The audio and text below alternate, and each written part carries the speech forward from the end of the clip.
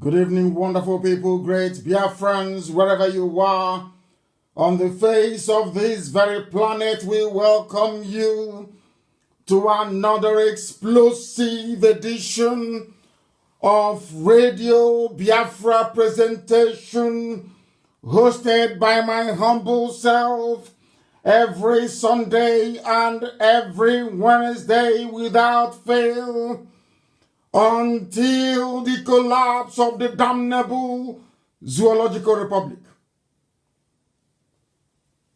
Good morning, good afternoon, and good evening to some of you, because regardless of where you are living, where you are residing, where you are domiciled, where you are inhabiting, where you are working, if you are diligent enough, if you are dedicated enough, you should and ought to be listening to Radio Biafra live and direct this very moment, because the time now is precisely 3 minutes past 7 p.m. in the evening, and I welcome each and every one of you, and as I do so, I will encourage you to welcome those who are around you. I will also urge you to share this very link that you're listening via, if you are on any of our platforms on social media, to distribute it as widely as possible. Because this evening, we are going to reset the brains of those who have been damaged by virtue of their unfortunate inclusion into the damnable Zoological Republic. This very evening, we are going to sweep away all the cobweb of mediocrity that have afflicted the senses of men, that they can no longer reason properly. This very evening, we will do all that we can by the very special grace of Elohim to ensure that this gospel of redemption is preached in a puritanical manner that will not only make sure that the blessing of Elohim is with us always, but that will educate, enlighten our people, and make us fit to be called the children of the Most High. My name is Nnamdi Kanu. I am the leader of the indigenous people of Biafra, and by the very special grace of the Most High Elohim, a servant of the wonderful people of Biafra. Today is Wednesday the 20th. That is how you can authenticate and confirm that we are transmitting to you live and direct. Unlike those who are pigeonholed in Asorok who can no longer come out, unlike those who are wearing facial masks, unlike those who are hiding their own iniquitous creation, we are live and we are direct, and mankind is bearing us witness, because we are preaching this very gospel this very day to the hearing of the entirety of humanity. Before we proceed any further, because we have a lot to get through today, we must pray. We must hand over everything we are doing, our proceedings this very evening, to the Most High in heaven, so that our path may be made smooth, that our enemies may remain perpetually confounded, that those that laugh at us may they themselves be laughed at in the end. For those that cling on hopelessly to the zoo called Nigeria, that the coming of Biafra will end their speculative incursion into idiocy. That's what it is. Anybody who believes in one Nigeria, the same way that I say anybody who refers to him or herself as Niger Delta, that means that your brain is not correct. And this evening we shall reset all of them. We shall make you be able to reason and to think properly. I welcome you once again, and we must proceed to call upon heaven to take pride of place, not just in our proceedings this very evening, but in our life as well. And I have been touched to pray this very prayer from the psalmist himself. And as always, I will pray in the language of heaven, that the angels may join in. If I pray in English language, the angels may become confused. I have to pray in the language that they understand, the very oldest language on the face of the earth, I call it the language of creation itself, because as you well know, Igbo language can be found in every spoken word on this very earth. Wherever you go to, we are complete from A to Z. Unbeknown to some people, I'm not trying to cast any aspersions, but there are some languages around the world that their vocabulary is not complete, that they cannot boast of every sound that is known to man. Only Igbo language does that, and it's something for every Biafran to be proud of, and that is this very language of heaven that I should pray in this very evening. Chineke nna nke pụrụ m ihe niile, Chukwu okike abịa ma bụ onye kere ihe niile kere eke mana nweghị onye kere ya. Onye ọ bụ naanị ya pụrụ anyị ihu wepụrụ anyị azụ. Eze ndị nsọ, onye na-adịgide ma ruo mgbe ebighị ebi. Onye ihe niile o kere eke na-agba aka ebe ịhụnanya ya na ebere ya mara ya na ọmịiko ebe ndị ya nọ. Onye anyanwụ na kpakpando n'ọnwa na-akpọ isi ala nye. Onye a na-ebuli aha nsọ ya elu wee na-etu ya ebighị ebi. Chineke nna nwanne otu onye biko na anyị wee na-arịọ iwe na-akpọku gị n'oge awa eze ebube dị ngọzi, ka i wee nọnyere ụmụ gị n'ụwa niile. Ụmụ gị bụ ndị Ipob, ezinụlọ nke iji aka gị wee họpụta eze ndị nsọ, bụ ndị gọziri agọzi wee tụọ ugo pụrụ iche. Anyị wee na-arịọ gị n'isi ụmụ gị niile bụ ndị Biafra ebe niile ha nọ, ka i wee nye anyị ezi nghọta na amamihe. Onye nwe m na Chineke nna nke igwe, ka i wee banye n'ime Amerịka wee kụziere ụmụ Biafra nọ n'ime Amerịka ihe, tụmadụ ndị Igbo nọ n'ime ha bụ ndị tagidere ha mbọ ga wee fụọ na mba ndị ọzọ. Chineke nna nke igwe biko nụ bịa ka i wee napụta mkpụrụ obi ndị iberibe ndị dị etu a. Onye nwe m, anyị anaghị asụ okwu anya, ọ bụ ozikidi anyị wee na-aga ya. Anyị wee na-agbasa ozi ọma gị n'ime mmụọ na eziokwu. Anyị anaghị asụ ngọngọ, anyị anaghị ala azụ, anyị anaghị atụ egwu mmadụ ọbụla dị ndụ. Onye nwe m na Chineke nna, anyị wee na-akpọkụ gị ka i wee nye ndị dị etu a echiche na ndị Amerịka efuwo iberibe abawoghị ime. Onye nwe m biko nụ, anyị nọ n'ezigbote mkpagbu. Ala Biafra nọ na mkpagbu. Ndị iro abatago anyị ime, ndị kpọrọ asị abatawo anyị ime, ndị a na-ebighị ugwu abatawo anyị ime, ndị ekworo na ndị ọjọọ abatawo anyị ime, ndị na-eme anya ukwu abatawo ụmụ gị ime. Nna nke ebere dị ngọzi biko mee ngwa ngwa ezi Chineke nna bi n'igwe, ka i wee zọpụta Biafra. Bịa ka i wee zọpụta ndị niile bụ ndị na-ebe akwa arịrị n'ihe Fulani Janjaweed na-eme, na ndị odibo ha bụ ndị Yoruba. Onye nwe m na Chineke nna nke igwe biko nụ bịa ka i wee gbatara anyị ọsọ enyemaka. Bịa ọsọ ọsọ, kama nke kachasị nke biko metụ ụmụ gị n'obi n'ụwa niile, ka ha wee ghọta mkpa ọ dị na anyị ga-eji ofu olu ofu obi wee gaa njem a. Na ọ bụ Ipob ka ị họpụtara kamgbe gboo, iwe tinye okwu nsọ nke gị n'ọnụ. Anyị wee na-ebu amụma dị iche iche gbasara ọnọdụ anyị nọ n'ime ya n'ụbọchị nke taa, kama ha aṅaghị ntị. Ndị ọjọọ, ụmụ ekwensu, ndị ji obodo ekwensu bụ zu uwe hiwe isi, agaghị anyị ntị. Ugbu a ndị iro abatawo n'ime anyị. Onye nwe m biko nụ bịa ka i wee zọpụta anyị. Ị ga-ekwe ndị efulefu a na ndị iberibe a wee laa ụmụ gị n'iyi. Akwa ikwere anyị nkwa sị na Biafra ga-abịa. Anyị kpọkuo gị n'ime mmụọ na eziokwu. Anyị kwụsị ife arụsị. Anyị lekwasị agha anya na ọ bụ naanị gị bụ Chineke nna nkụziele nke ndị agha, na o nweghị ihe ọbụla anyị rọrọ gị na-anaghị emere anyị. O nwekwara ihe ọbụla rọrọ gị na mbụ na-emere anyị. Nna nke ebere dị ngọzi, anyị wee na-arịọ gị biko ka i wee gbaghara anyị mmehie. Ekwekwara ndị iberibe bi na Amerịka wee memela ụmụ gị. Nna nke ebere dị ngọzi biko nụ, anyị wee na-arịọ gị sị gị na ihere ga-abụ nke ndị niile bụ ndị na-achị anyị ọchị, bụ ndị chụrụ anyị ọchị n'ikpete maazụ. Ụbọchị nke taa eziokwu wepụta ihe n'ime ndụ anyị, na Fulani abatakwa n'ọka. Nna nke ebere dị ngọzi, ejidewa ụmụ gị wee na-ala anyị n'iyi ofu na ofu. Nna nke igwe biko metụ ndị gị n'obi, nye anyị ezi echiche, nye anyị amamihe, nye anyị akọ na uche. Ezi nna dị ngọzi, bịa ka i wee tinye ọgba aghara n'etiti ndị ya niile bụ ndị Janjaweed, ebe ọbụla ha si wee na-apụtasị. Nna nke ebere dị ngọzi, na ọgba aghara n'elu ọgba aghara ga-anọ n'etiti ha. Onye nwe m na Chineke nna nke igwe, anyị wee na-arịọ gị si lekwa anyị onwe anyị bụ ndị na-achị iru gị.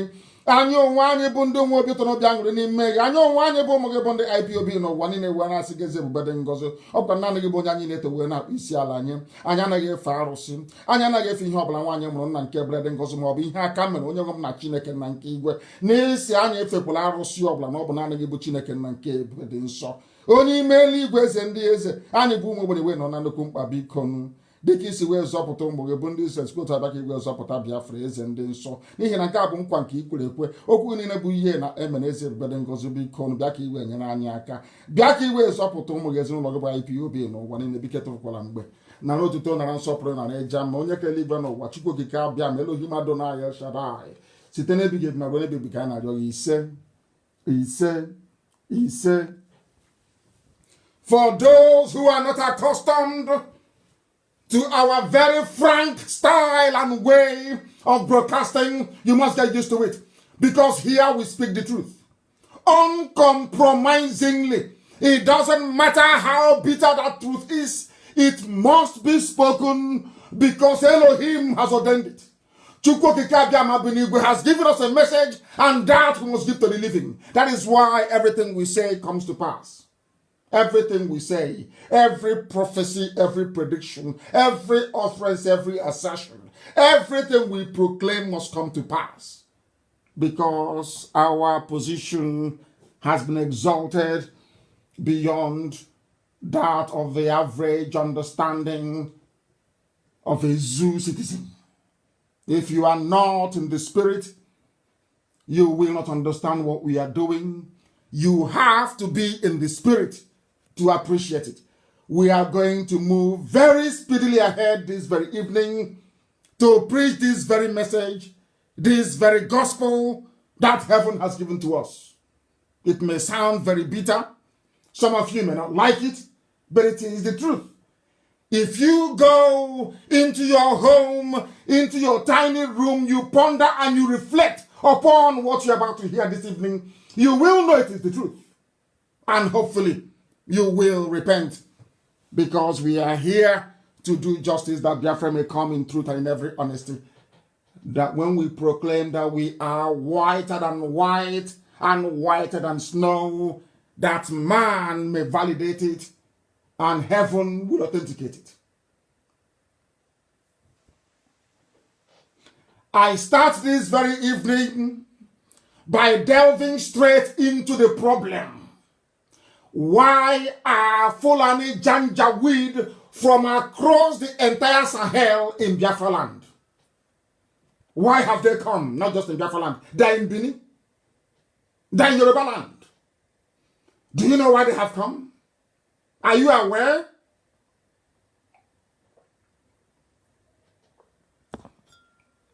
Some of you are doing videos. Some people are in America doing video, doing voice note. Some are in South Africa doing voice note, doing video. Lamenting. Lamenting. Exactly the same thing they said we are doing before. That we are lamenting too much is what everybody is now doing. Everybody is now lamenting. Everybody, because they don't have the vision. They were not given the gift of discernment. They were not able to see what Elohim revealed to IPOB. They cannot see it. What we are saying today, we started saying since 2012. There is no difference. Sometimes there could be slight variation in terms of emphasis. I don't want to speak too much grammar this evening. I hate it. Parents are listening back home in Biafra land. Elohim found something very special in IPOB, the light, truthfulness, and uprightness. And Elohim said, this very gift I will give to you. This very mantle I will give to you. I will tell you things before they happen. I know they will not listen. I know my children in Biafra will not listen. But I will give it to you so that when it happens, they may make a reference and say, behold, we heard about this many years ago, but we did nothing. That is why we are where we are today.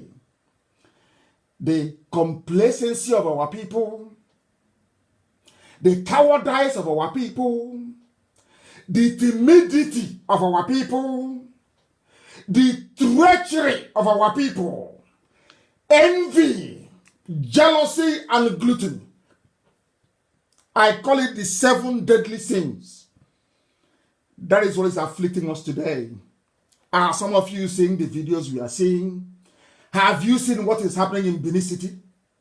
Have you seen what is happening in Benin? I'm asking you. Have you seen what is happening in Edo State? Am I sure? Are you people actually aware of what is going on everywhere? That the people that have come, as we told you. Do you know why they are battling Wike in Iguacha? Do you know why they are fighting Governor Nyesom Wike? Are you even aware? Are you remotely aware of what is going on in Iguacha? I very much doubt it. Some of you do not know. You have no clue, you have no idea. But this evening we shall endeavor to tell you what is happening. It is because the largest population you have in Biafra land is the Igbo people. As a matter of fact, everybody is Igbo anyway. I'll prove that later. Everybody is. I can prove that quite comfortably. But for starters, I made a post this evening before I came on air. I alluded to somebody who wrote some garbage about Ibibio not being Biafra, but conceding that when the white man came to Calabar, that when the white man was coming in mid-19th century to late 19th century, in 1800s, when they were coming, they recognized that we are Biafrans, even in Calabar. Some of you may have gone to or may have passed through the very distinguished Hope Waddle Institute in Calabar. Some of you may have. I don't know if it's a university now. I don't know. On the same par as Government College Omai. That's DMGS in Onitsha and CKC in Onitsha. And Methodist College in Uzakole. I want you to understand something this very evening. The white man came and knew that this was Biafra. When the Presbyterian Church was being formed, they said, this is the Presbytery of Biafra. Now I made that very post. Somebody came today, somewhere else, and was writing complete rubbish. That honor is Efik. It's not Ibibio. Ibibio is not Biafra. These are the people in the payroll, or should I say in the pay of Asorok. And I will tell you their job. Their job is to divert your attention. Their job is to deflect your attention.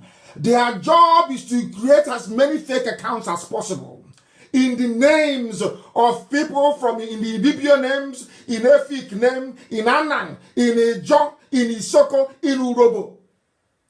Their aim is to deflect attention and to destroy any cohesion. If you come together, it is a threat to them in the north. Some of you don't know this, maybe out of stupidity or out of ignorance, I have no idea. But you must understand that every saying of the ancient, Igwebike, that is strength in numbers, that once you're united, nobody can defeat you. All those things are still relevant till this very day. And because we ignored them, that is why the Janjaweed managed to divide, and now they are coming for the final kill. They are doing it because instead of the zoo, instead of us to keep on exposing what is happening in Asorok and the zoo will collapse, they better go to war. That is why El Rufai, Maman Daura, Aisha Buhari, that is why they have convinced the Janjaweed Caliphate in the north that a war is better for them than allowing Ipob and Nnamdi Kanu to expose the fraud inside Asorok. What I'm giving you now is gospel. You may not understand it, you may not appreciate it, but in the end, one day you will say, oh, of course you're right, because they have no reason to go to war. This war they are planning now was meant to have been carried out in 2023. That was when they wanted to strike. Not now. We have now forced them to move early. And that is where their downfall will come from. They have now marched their army down unprepared. Some of you are busy doing video, doing recording. How they have come. Oh, there's emergency everywhere.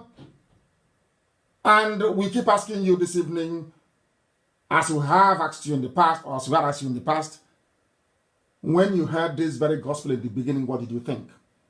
When we told you that Elohim prepared this very time in heaven long time ago, that the only way we can be free as a people is by seeking our freedom within Biafra. What did you say?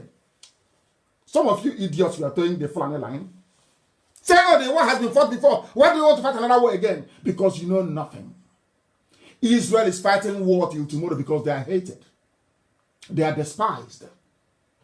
And as I was quite cleverly reminded by somebody, do you know why Israel disappeared for over? Of course, is condemnation from Elohim. But do you know why they found it very difficult? That even today, some people in the UN are still saying, "Oh, but where is Israel? Israel doesn't exist."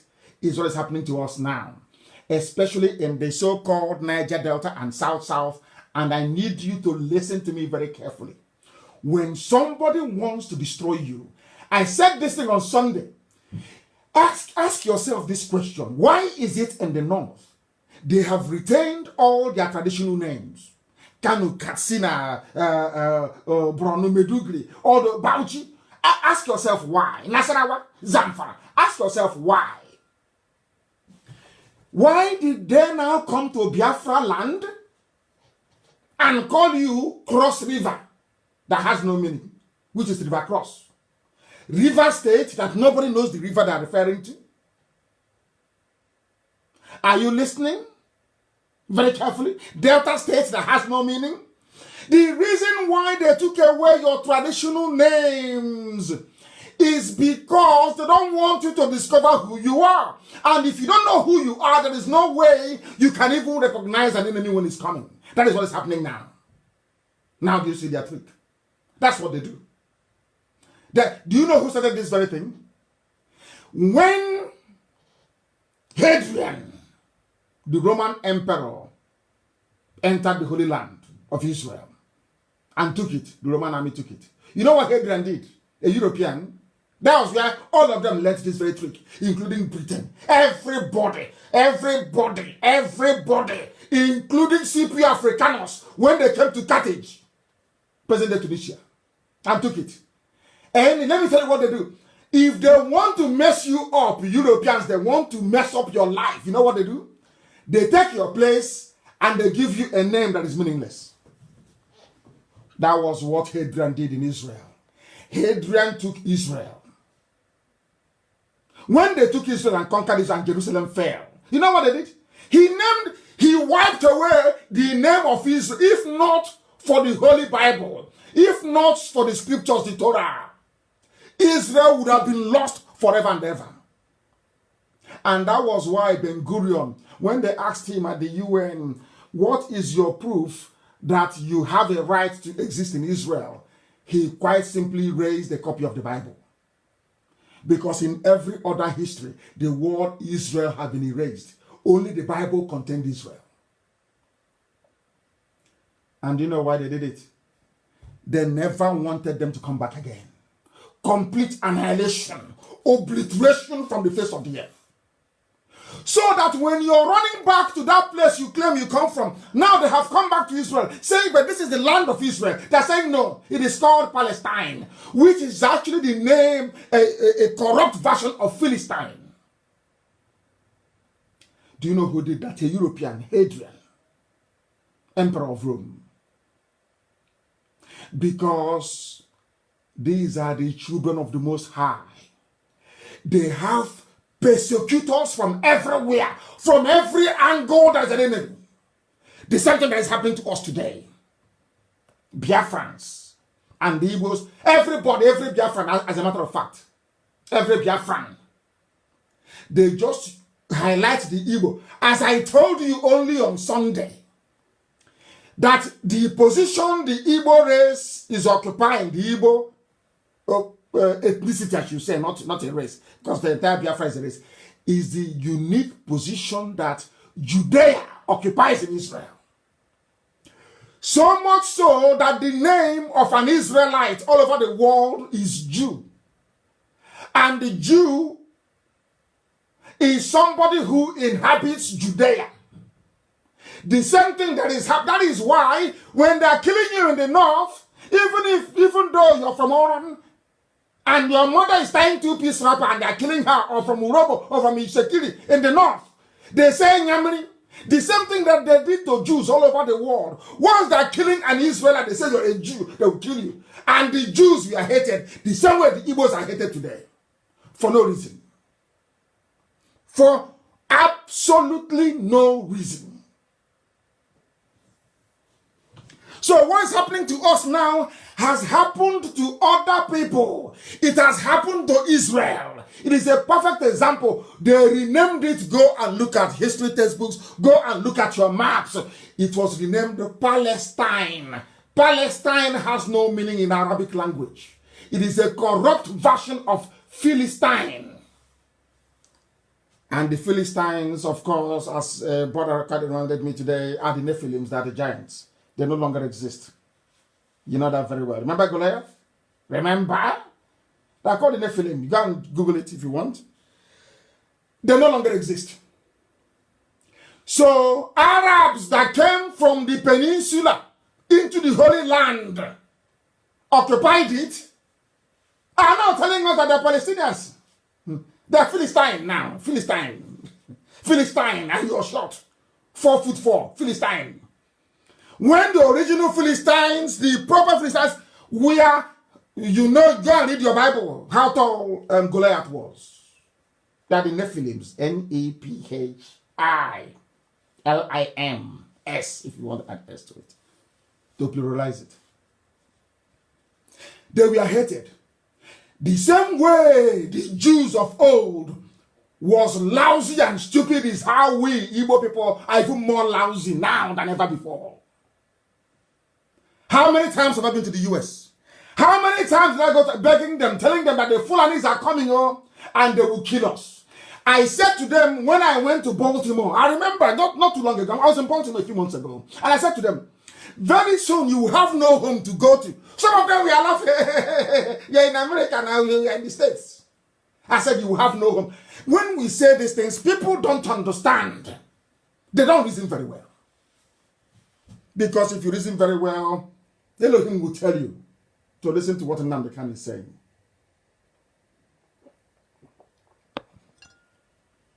When Israel wanted to come back, the world said there is no place called Israel. It's now called Palestine. And by the way, it's owned by Palestinians, by Arabs. I have nothing against anybody. I'm not saying that the Arabs in Israel should be driven away. God forbid. That's what I'm saying. I'm not saying that. But they're Arabs.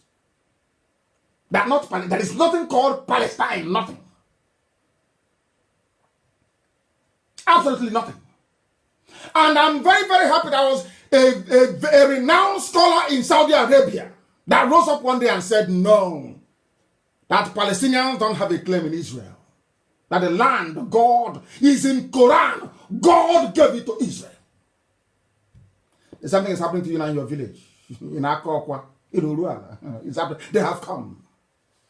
And if you ask them now, where are you going to? They, oh, we are going to southeast. What does southeast mean? Is it southeast of the moon or southeast of the sun? Understand their trick. Oh, we are in Cross River. Cross River of which you cross the river and then what happened? Oh, we are in Cross River. Because you have no name. You have no identity. But do you want this whole invasion to stop tomorrow morning? Rise up and tell them that your name is Biafra. Even though you're in the zoo. Just let all of us in the east, which is Biafra, rise up and say, we are Biafrans. Believe you me, those Dangote trucks, they will turn around and go back to the north. Try it and see. But the man you say, leave a chart of this thing you're doing. They will, I'll imagine the Lord to say, okay, that's an opening. Have you ever wondered why, when one state is in trouble, in the Sakoli Southeast, which is the entire place, the land of Biafra, have you ever wondered why Wike is in trouble and no other governor is helping him? Because he's a rivers man. He's rivers. Why can't you people ever reason? But in the north, they're all north, all Arewa. But some of you don't, you cannot reason, can you? You cannot comprehend what is going on. We, Igbo people, is the problem. Igbo is the problem. You know other petty village envy, and petty jealousy. You see what has landed you? Because of your petty jealousy. Now, Jaja would have come now. Because they know you will not listen to IPOB. They know very well. And the only people they are afraid of is IPOB. They know out of your stupidity, your envy, and your greed, you will not listen. They know it very well. Igbo man with his stupid village sense. Have you seen it? They have come. Now you're running around looking for IPOB. Oh, how do we help? Oh, yeah. Keep your useless money. Keep it there. Let them go. And as I've said, if you see Fulani in your village, it's an order. Point them to the houses of those in America. Tell them to go and occupy it. They think they have sense. I want to prove to you that that's your village sense won't get you anywhere. You won't get anywhere. You are doing sense. I'm in the States. They heard I miss grass. Oh, don't listen to them. What's it to go now? They have come. When I ask Amaka, not now, Amaka, not here. When I ask Amaka to post the video in Bini, you will shed tears. I'm telling you, if you're from Edo, you will run back and go and reclaim your village this night. And I'll play for you later on. So you will know. That is what they are doing to you. When all of you, you know very well that there is no Buhari in Asoro. Okay, even an idiot knows. Let me ask Nabikam if because Namaka is too old, he knows. Let me ask a little 4-year-old. Where is Buhari? And he will tell you. All of you, you know. But because I was brought up in Shogunle, I was brought up in Okokomaiko. Oh, I'm Ipob, but I'm in Okokomaiko. Your stupid, your ignorance cannot allow you to reason properly. And because, listen carefully to this, because you allowed them to get away with the charade of Buhari, they now think all of you are idiots. And because you're idiots, you will believe anything they tell you through Channels TV. Now they can do anything they like to you. Now, understand this very carefully. Has it ever occurred to you that they no longer report the number of people dying in Kanu? People were dying in their numbers. Commissioners dying. Government ministers dying. All of a sudden, no more report of death from Kanu. Do you see how they roll? Is this the country you want to belong to? A country where almost everybody is a liar and a deceiver. People have lied so much that they even lie to themselves. When they can no longer lie to themselves, they're bringing a bit of envy and jealousy and like garnishing to garnish it.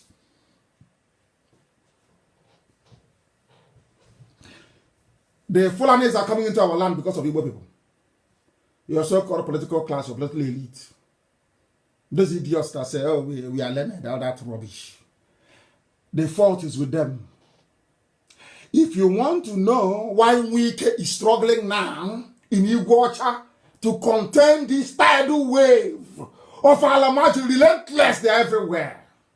He's fighting a losing battle. I'm sorry to you, you're not telling the truth. A losing battle, they will take it. And then we'll fight him from outside. Those who are outside and those who are going to come back to fight our way into our land. Unless you wake up and do something and beg. You have to beg, you have to kneel down and beg IPOB in public. When they were proscribing, some of you were clapping. When they were, some of you were all happy. Where are we today now? Where are we? I'm asking you. If IPOB were not prescribed by the governors, do you think these guys will have the guts to come to our land? Of course, they know they cannot. But some of you are clapping for the governor. Hey, governors, they've done well. IPOB Nnamdi Kanu, you want to bring us problem here. Now the problem has come. Uninvited. And you're doing video from America, sending message. Hey, we're in trouble. Oh. I'm asking you people, organize yourself. Oh, town union. You are an idiot. From today, anybody who makes such a stupid video again, I will mention your name on air and I will destroy you completely. You are an idiot. It's now you remember to make video. Now you're making video. Now, all of a sudden, you now remember there's something called social media. The same social media, some of you are laughing. Oh, you're on social media. Now you're using it to try and reach people. Yoruba was on social media. But when you came, they will say, no, don't come here. Don't come here. But they are there. They are there doing it. And we said, no, we'll be there. That's why Biafra is resonating all over the world.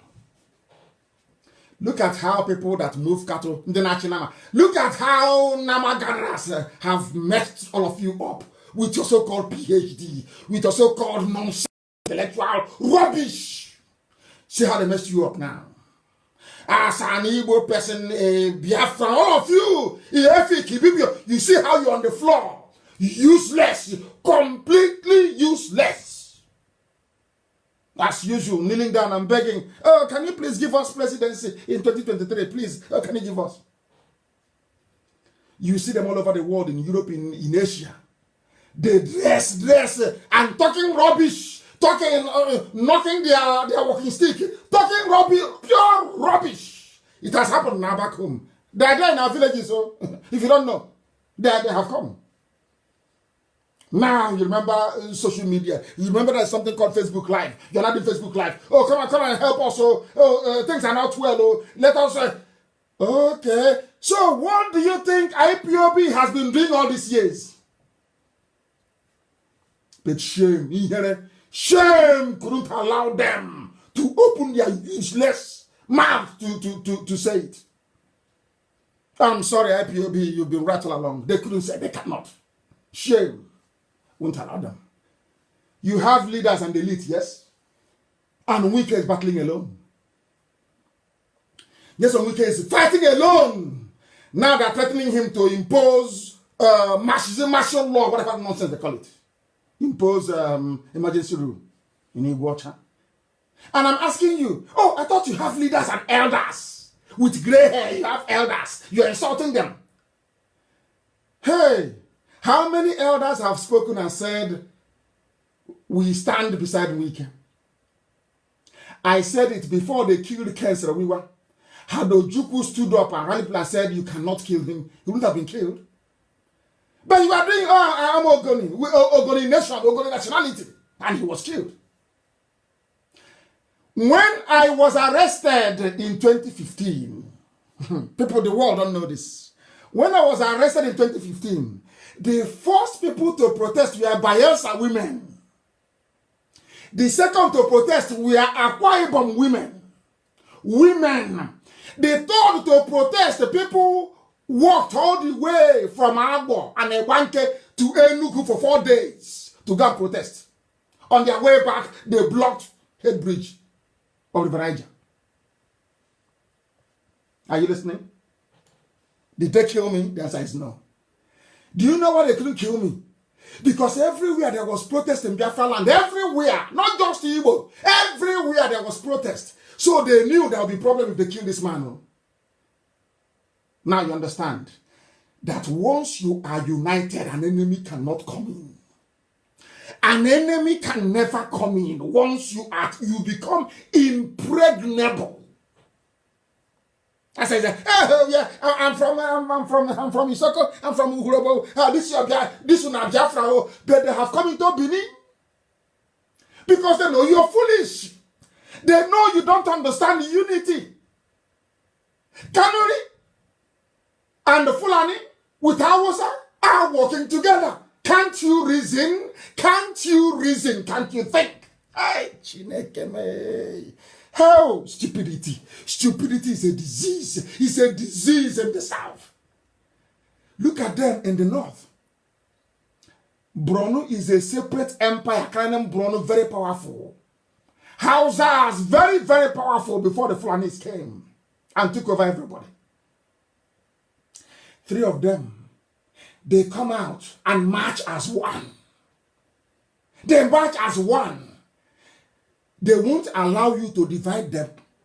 But they come and say, oh, no, you are Ibibio. You're not Igbo. You are South. And the idiot writing this thing in Ibibio did not ask himself one simple question.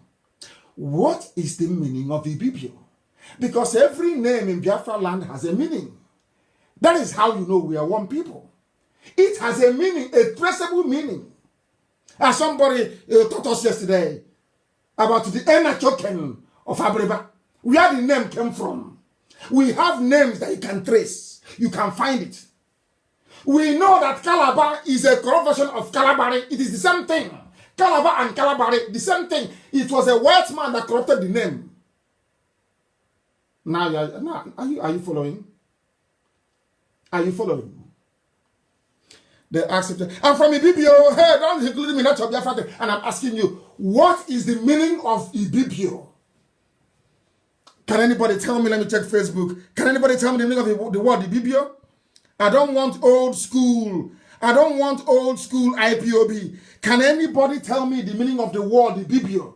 If you don't, I will tell you. I'm counting to 10. 1. I can't see anything. Can anybody tell me the meaning of the word Ibibio? That's what I want to. Let us educate the whole world. No, they don't have it. Nobody can tell me the meaning of the word Ibibio. No, they cannot. They can't tell me. Now, nobody can tell me the meaning of the word Ibibio. No. Now listen. Ibibio means Ibonta. Igbo Junior. That's the meaning of it. You know the way somebody gives birth to a son and you name your son Junior. It doesn't mean that that child is Junior. Because in Igbo land, you have a place called Igbo, the big Igbo.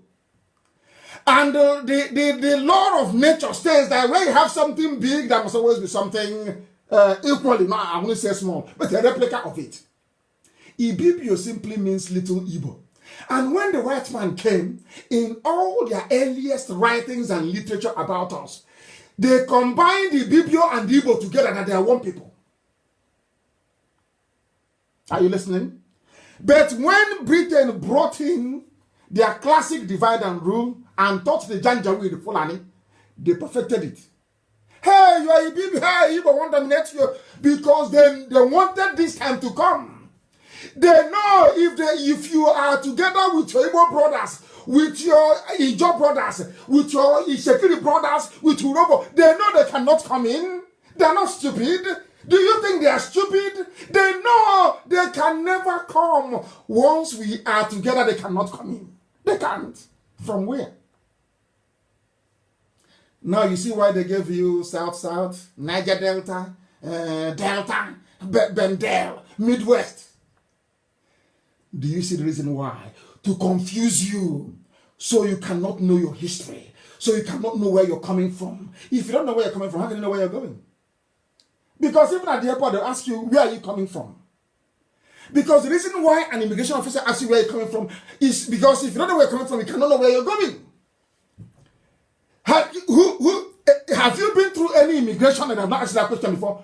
Please, where are you? They have your passport, they have your ticket on their system, you show where you're coming from, but they'll still ask you, please tell me where are you coming from? Before they now ask you where you're going and how many days you're staying. Because it is a universal concept all over the world, a phenomenon of life, of nature itself. If you don't know where you're coming from, you can never ever know where you're going to. That was why they gave you all those funny names. So you cannot think beyond Bendel. Some of even the children today in Delta, they never knew a place like, there was a place called Bendel before. Because there's no history. And the reason why the Alamajiri prevailed on Obasanjo to take away history is for this time to come. Their mission is to dip the Quran in the Atlantic. That from day one, they said it openly. Openly, they said it. That is our mission. And you're telling me you went to school, you have a degree, you're a graduate, you're an intellectual. After knowing all these things, you still allowed them to divide you. Igbo man is the problem. And I'll tell you how and why. Because we prefer to follow outsiders. The reason why some of them never came to IPOB was out of envy, greed, and jealousy. Because, let me ask you a question.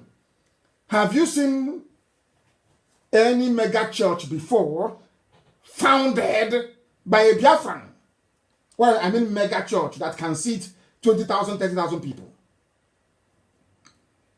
Emo Opai has been in Uyo for how many years? Emma Opai in Uyo for how many years? He didn't go to live in Lagos or Abuja or elsewhere. He went to Uyo because he knows his own ancestry is from Uyo. Emma Opai, the evangelist, the preacher, the man of God. How many of you know that? How many of you know that? There is no single Biafran, not one soul, that can boast of an auditorium of 20,000 people. But you have Yoruba pastors, even though Suleiman. Do you know why? Because of our envious nature. Oh, let me be going to his church now. Tomorrow he'll become a rich man, become big. And then, no, it's better all of us are poor here. Let me go to Yoruba church and give them that money. Or go to Apostle Abdullahi. Do you see the way you reason? As an Igbo person. The same thing held them in America. I spoke to them in 2015. Which are we in now? 2020, 2016, 2017, 2018, 2020. It took 5 years for that prophecy to come true. Line by line, word for word, everything I said. But they couldn't do anything. Now, instead of them to come out and say, oh, we are sorry, I'm sorry, please forgive us. They are now doing video. There's something, there's something happening in our home. Because they couldn't. If I were to be, God forbid, a Janjaweed from the north, or maybe a Yoruba person, or maybe somebody from Ghana, hey, you will see how they'll be flocking by now. It's in our nature. That's how we are. We exhibit the worst of who we are against each other. Now you understand, don't you? When I was about to come out of prison, I got information that the zoo government wanted to go to negotiate privately, one-on-one, with me. It was only the matter that stopped it from happening. Oh, we are here. How can you go to him? We are here. You have to come through us. Or else don't go to him. Or else we will ban them. Or else we will proscribe them. Or else they will name them terrorists. It was Igbo governors that called IPOB a terrorist group before the Fulanis took it. And it was the Fulani that asked them to say it. Now the armies of darkness are coming. They are powerless. They can't do anything anymore. There is no church owned, no mega bet. We are all in other people's churches. It's a slight detour, but it's very important that we preach this gospel this evening. They're in Winners, in Redeem, in House on the Moon, House on the Rock, everything, all the Yoruba, go. Let me ask you something. How many Eastern churches are there in Yoruba land? I say how many? Name one now. But I can tell you Cherubim and Seraphim from Yoruba. Cherubim, go as I'm talking, be Googling them.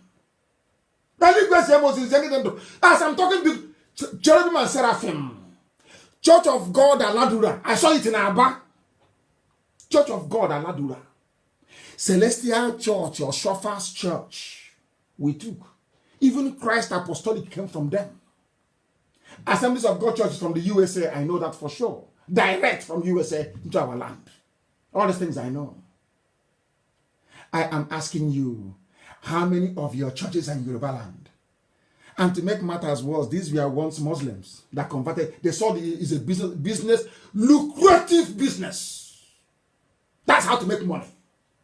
They abandoned the Quran, picked up the Bible immediately. And today they are multi-billionaires, now controlling you. We are talking about Biafra. You go to these useless churches and they start to tell you about one Nigeria. Let's pray for Nigeria. You become confused. In their own place, they are sure of who they are. They know who they are, their own identity in your place. You're from Cross River. You're from Rivers. You're from Delta. Meaningless names. And you are not ashamed. You have no shame. Every 10 years, another name. Before it was Midwest. Then Bendel, then Delta, then South, then Niger Delta. Only you, one human being. You are in your father's compound in your village. One single. How many names are you going to bear? Because Fulani, they know what they're doing.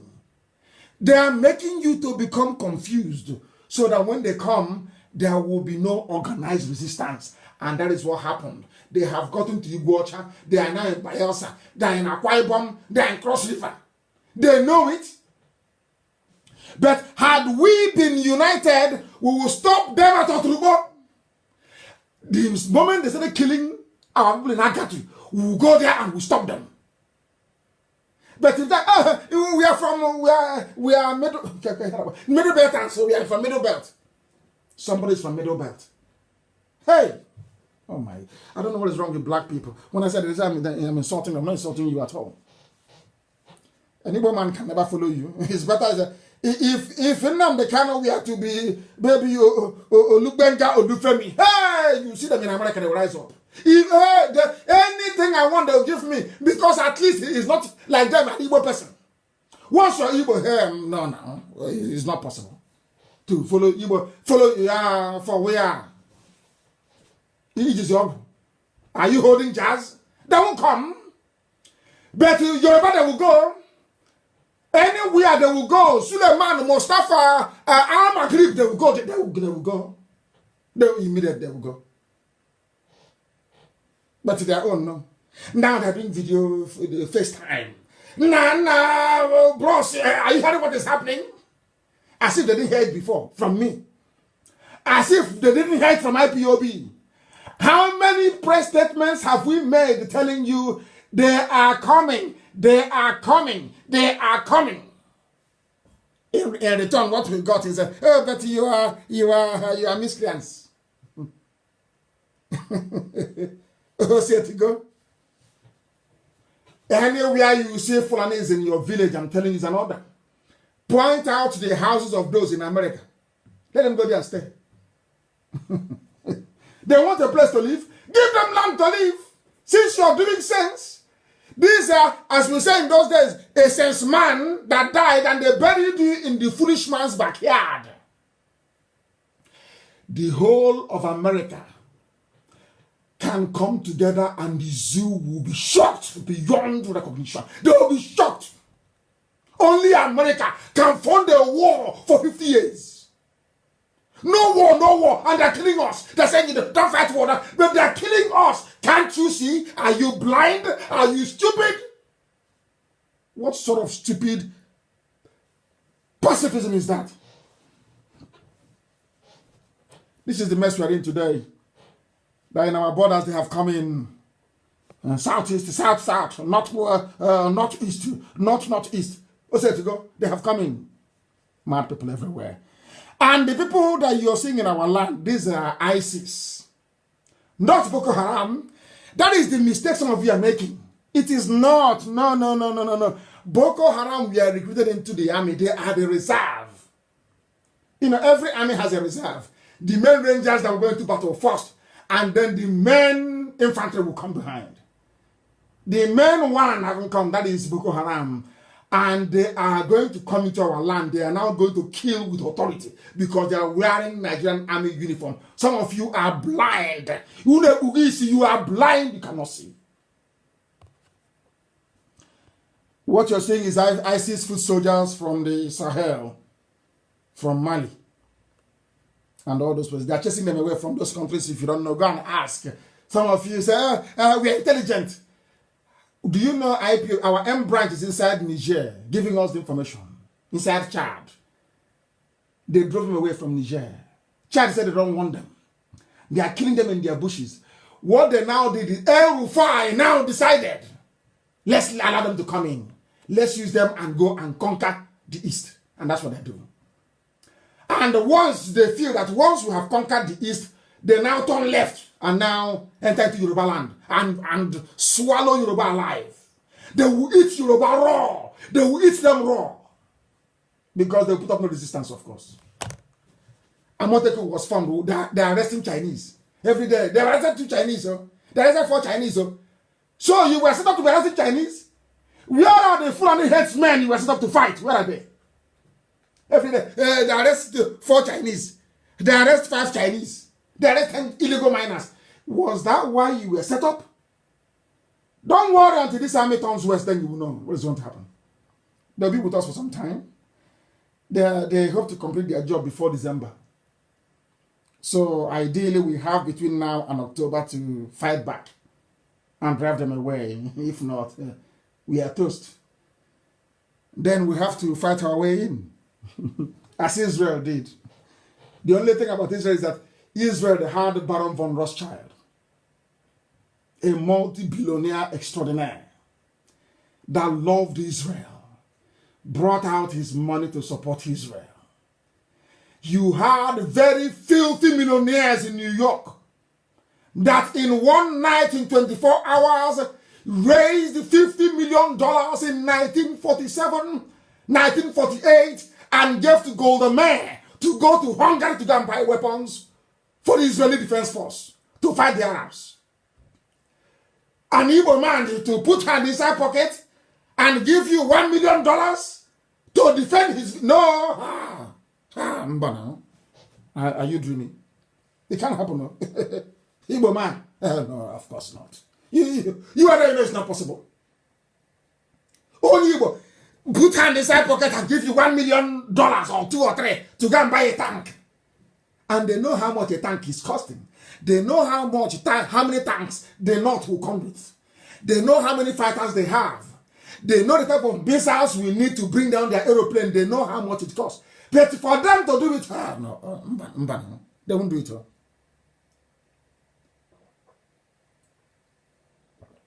Igbo man, they won't do it until their village is gone. Now they say, which country are we going to go to? Let's run to a white man to save us. Oh, what are the countries of the world saying? But what are you saying yourself? You knew your people were in danger. You claim you're an intellectual, yes? But you knew your people were in danger. What did you do? Nothing. You want a white man to help you. You think, do you actually think that's stupid? As you are. You are in America eating hamburger, having fun. And you knew your village was under threat for the past 5 years. Now you're coming and asking them to help you. Since they've been crying in the Middle Belt, have they helped them?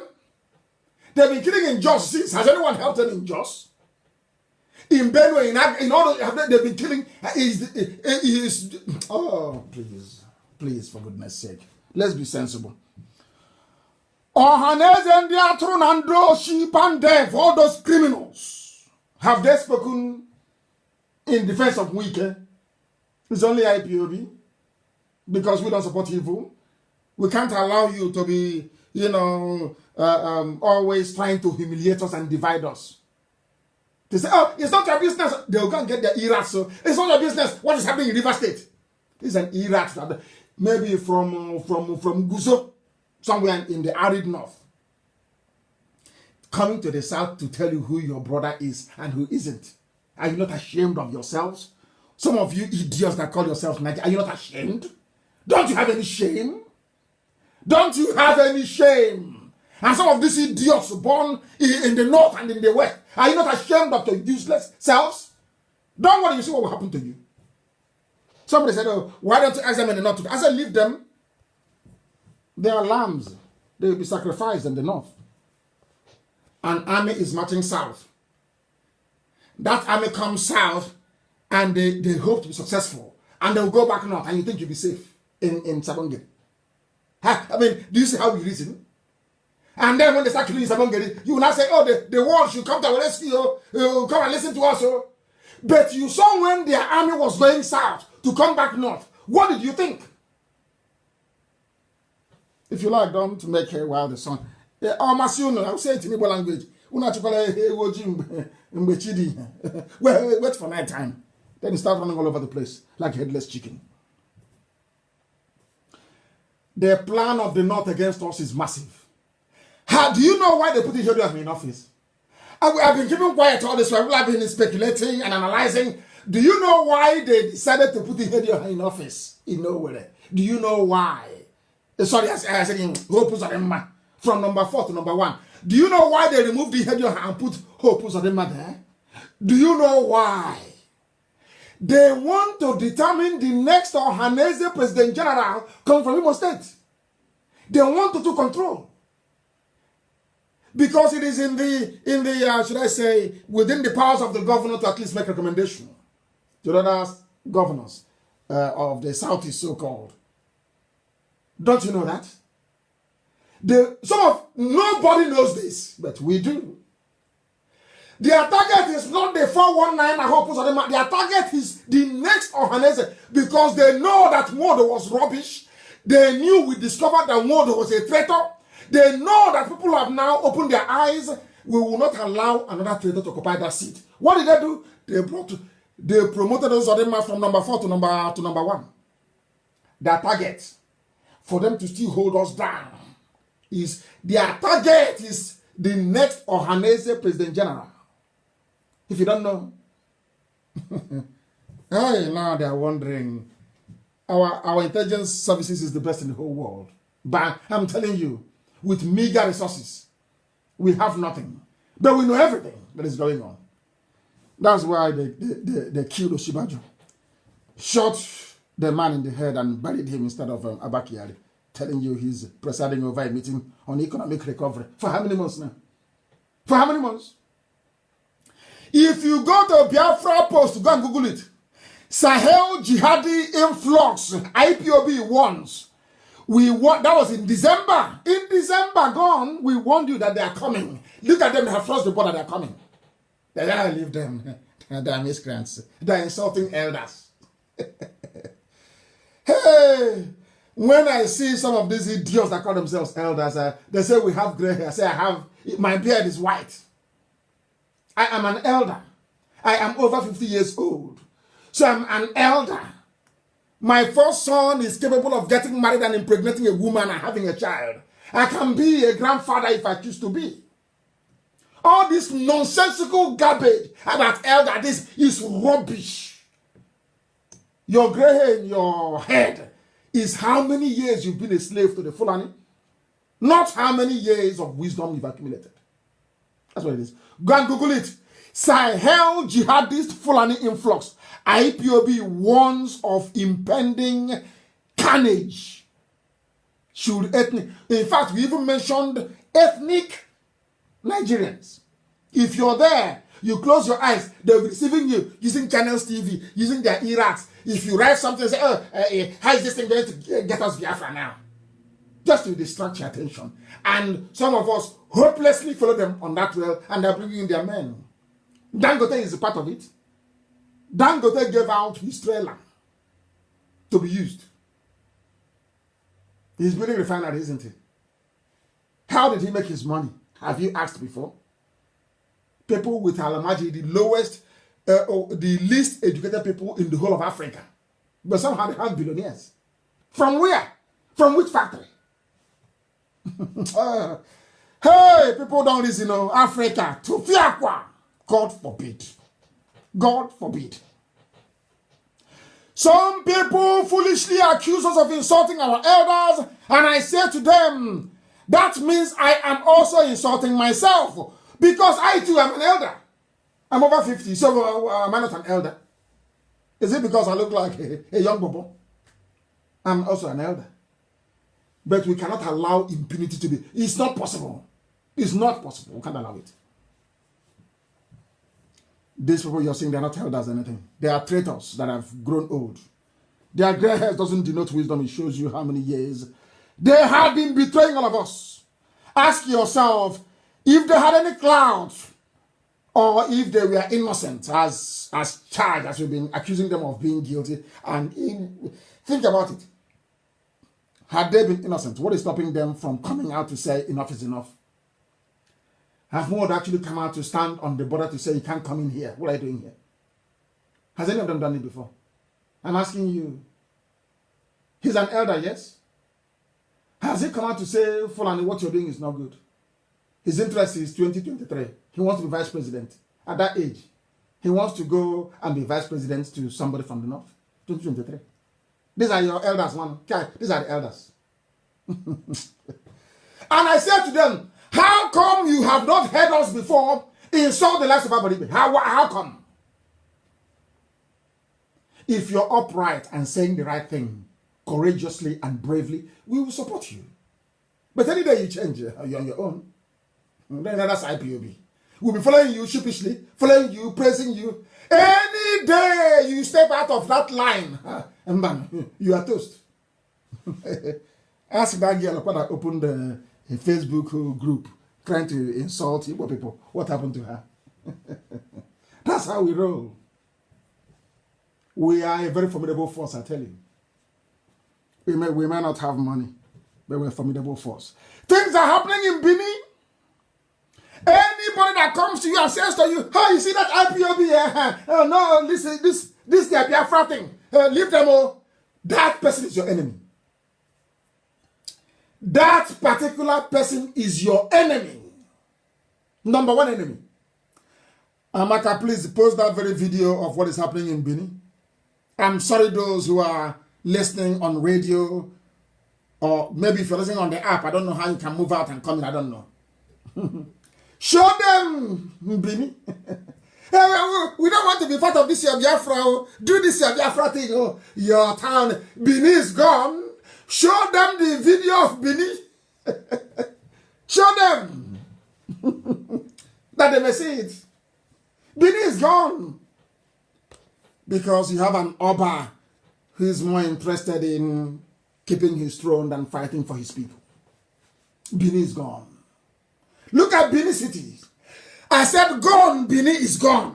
Completely gone.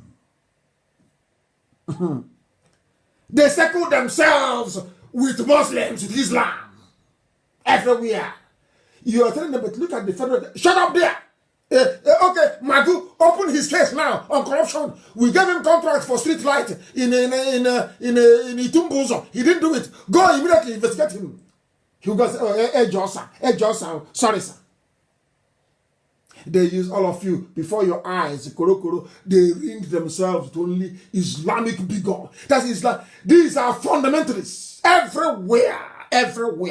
Bigoted individuals in every department. I said in every department, waiting for you to talk. Once you talk, they'll call Magu. Magu, go after him. And Tinubu promised them Yoruba land. They will take it. They will take. What is today's date?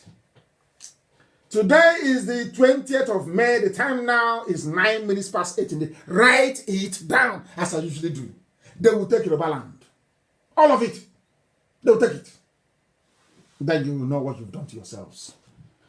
Tinubu is busy jailing those he feels can sponsor a campaign in the East come 2023.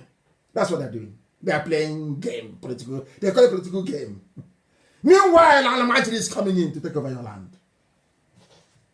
Show them what is happening in Benin, that they may bear witness to it. People don't know. Dangote, every truck is Dangote. They're even using Coca-Cola trucks. Coca-Cola trucks. They commandeered everything. Moving them down. Weapons, cannabis, hashish. This time around from the north down. Ganja for an army.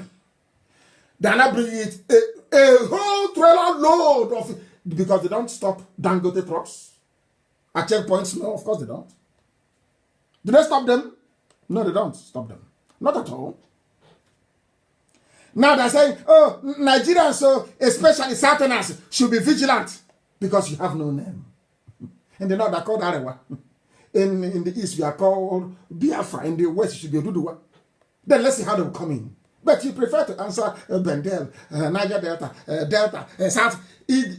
When you wake up in the morning, it depends on your mood. Any mood you find yourself in, that is your name for the day. You may wake up on Monday, you decide to answer South for that day. And then as the clock comes to maybe in 8 in the evening, you decide to change over to Niger Delta. And then maybe you don't like it that much.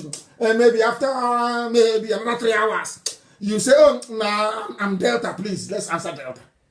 Oh, one person. Are you not ashamed of yourself? Unbelievable. Unbelievable. Your people, you are about to see what Elohim does to idiots. Once God in heaven gives you an instruction, he will send his messengers, his prophets to tell you, and you're doing, oh, I'm in Maryland, I'm in Seattle, I'm in Akata. Then he will unleash disaster. And that's what we're witnessing now, isn't it? Military hardware and bags of hemp heading for Edo State. They are going to a place called Aduwawa in Benin City. It was intercepted by Edo youths. And Dangote knows what is going on. El Rufai is now the mastermind. That midget, that short engine. He is the mastermind. All of you are there, China, Excellency, sir. Can you tell us COVID-19? He is plotting your death. You're so blind, you can't see. Those helping you to see, those leading you by the hand, helping you to see. You can't anymore, can you? Useless set of people. Useless set of people. We are going to deal with them, all of them, one after the other. We'll finish with it. They think that they cannot go scot-free. All of them in Asarok, they can't. Aisha must go to prison. Aisha will go to prison. Gambari will go to prison. All of them who are complicit in this fraud, they will go. They want to use war to camouflage. So they will start war in the south. And the war will say, oh, there is war, there is trouble, there is mayhem. They will bribe some UN officials, they will come in. They say, okay, it's settled now, it's settled. That is what they want to do. To cling on to power. They bring war. But are you intelligent enough to understand? Delta.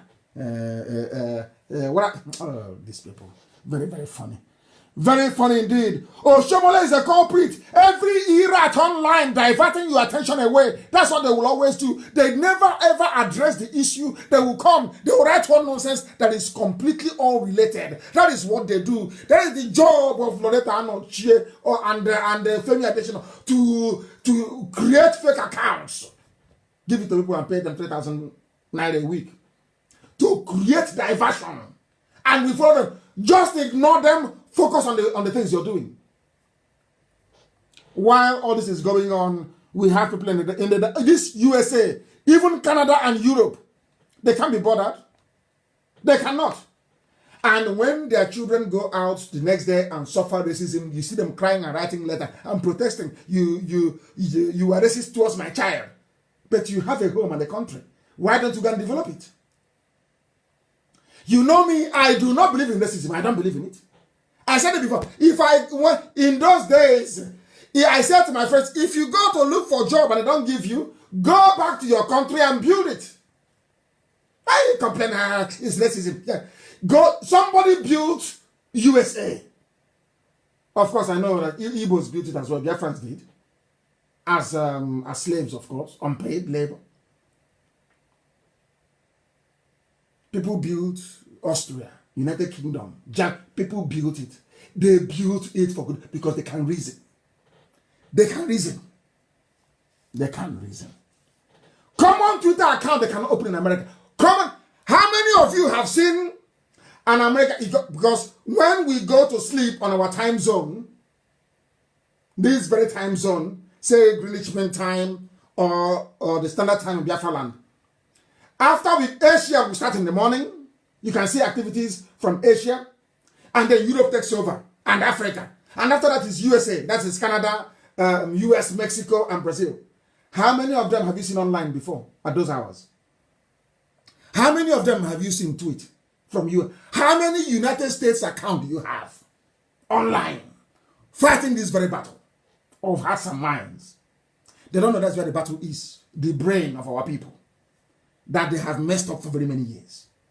I'm asking you, anytime you wake up in the morning, anytime you wake up, how many people from the USA have you seen comment in a post or even write on their own? None. I say none. They're looking for money. Oh, my brother, there's no time. Oh. We are working. Oh. It's only people that go to work. Come on to open Twitter. Even as you're going to the theater, you can tweet and say what is happening with the Fulani invasion is not good. They cannot do it. They can't. They cannot open a simple account and come and fight for the nation. No. It's when they come in, you now start running around asking your congressman to help. But when we came and told you to speak to your congressman, you didn't do it. It's now you're going to, when the Janjaweed is in your parlor, in your sitting room, back home, you're now going to your congressman to help remove them. Unbelievable. If you have friends and relatives who are not on social media, then you are not helping this fight for freedom. Anybody who can read and write should be online, defending and making the argument for Biafra.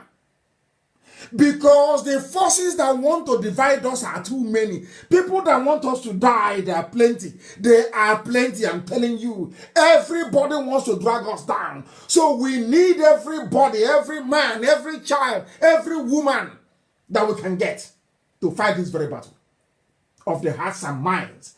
That was how they defeated us. We lost the war because the world could not hear our story, because the world, we didn't allow mankind to witness the level of atrocity being visited upon our people. We won't allow that nonsense to happen again. But those of you in America, is a very big disgrace. Very big, massive disgrace, I'm telling you. You people are horrible. Very selfish and horrible. You must change your ways. You must change. In that same America, I was in Havana. Savannah is called. Savannah is Abakari died in Havana. And so also did Jubril. The person you're seeing in Asorok wearing a mask is Aisha Buhari's lover. Her lover. I was in a place called Savannah in Georgia. Which energy took me there? I went to the Ipob landing. Please, Amaka, post it. You see the people sitting. There's a memorial for them. People chained together at the bottom of the sea. I went to the very place. You know, in America, when you go, if they don't know you, they start shooting. I went to a place called Savannah in Georgia. 5 hours drive from Atlanta. 5 hours going, 5 hours coming back, making 10 hours in total.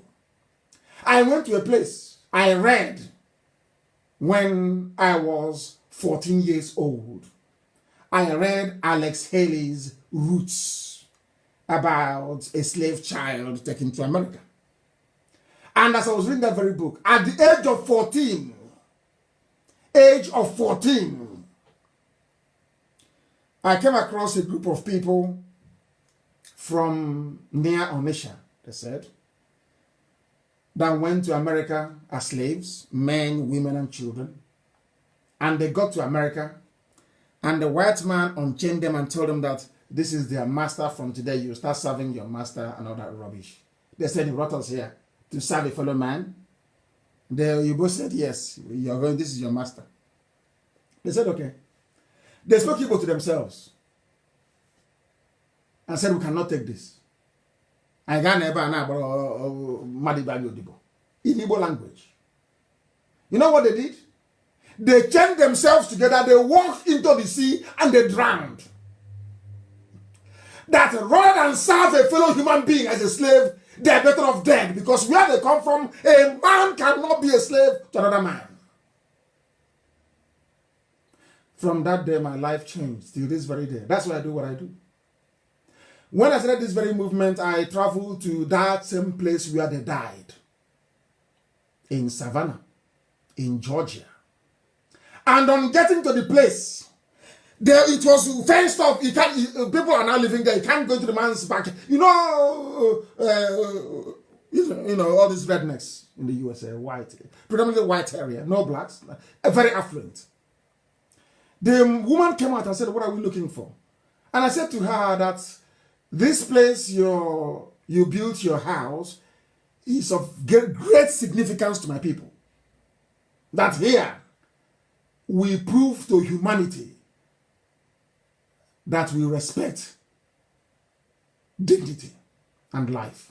She said how? I said, because rather than serve a white man, a group of Igbo men, women, and children killed themselves here. She said I should come. It is in her backyard. I went in. She shows us the creek where they fell in. But we had no access to the creek.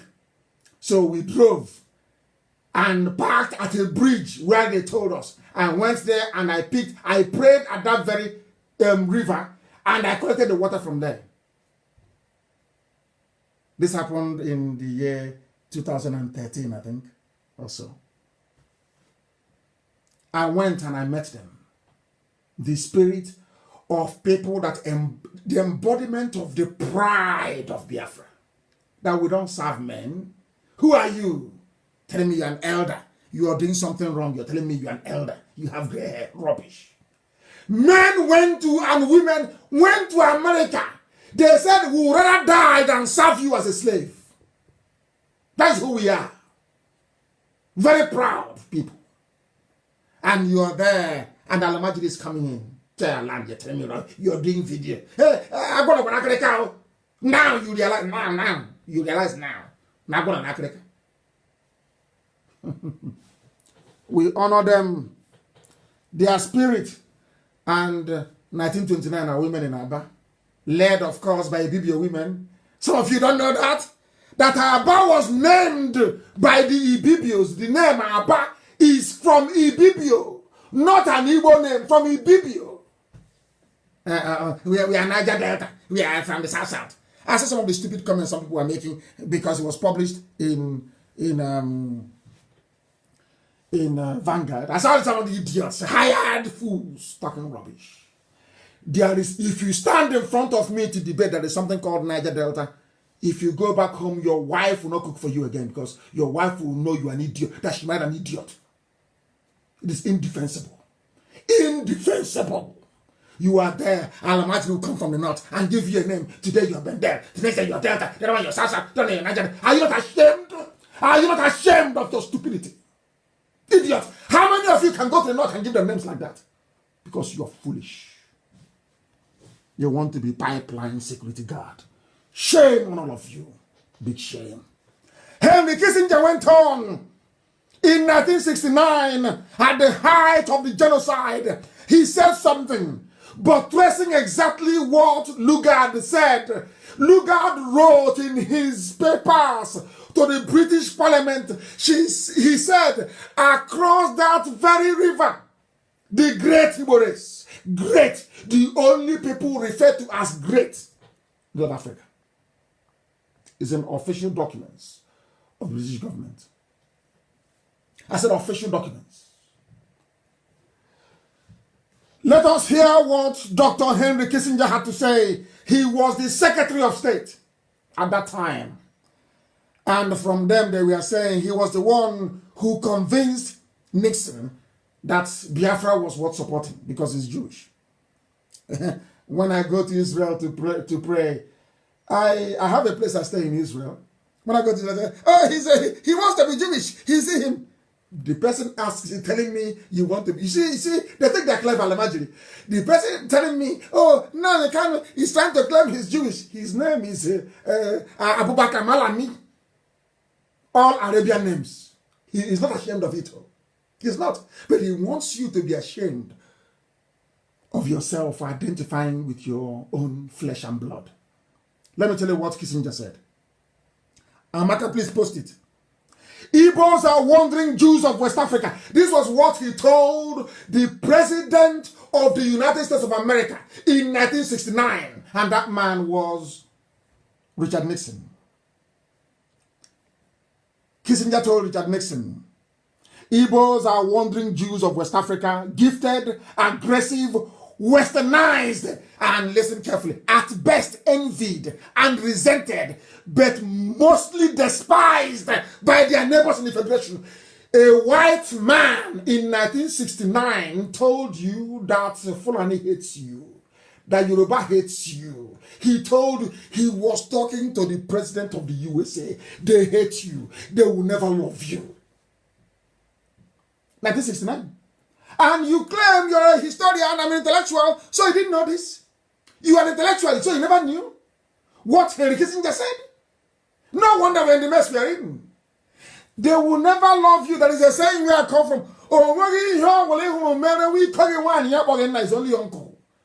No matter how expensive the toy, the gift is to your lover's child, that child can only call you uncle, not father. They will never love us. They killed, you people are so daft. In 1940, you have the catalog of all the years of killings. Exactly like the Jews.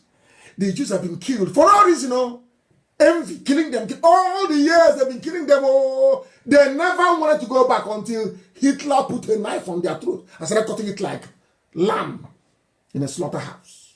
Then they ran home. But then when they went home, their land is now Palestine.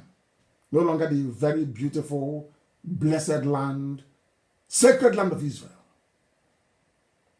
That is why when you go to Israel today, instead of entering into the temple that Herod rebuilt, the Temple Mount where Solomon built the temple, we believe, and King Herod III rebuilt it. The same temple that the likes of Nehemiah worked on and rebuilt. Today is an Islamic 2 mosque in there. Because if you abandon your thing and go now, somebody will, nature upholds vacuum, somebody will take it. Somebody went and took the holy temple in Israel and built not 1 mosque, but 2. The Dome on the Rock and the Al-Aqsa Mosque. The Al-Aqsa Mosque was built at the very side, the Holy of Holies, that if you go into it, you will die in those days. Now, people that actually own the building, they are now praying outside. That is the wall you see, the Western Wall, when you go to Jerusalem. That's the proper name.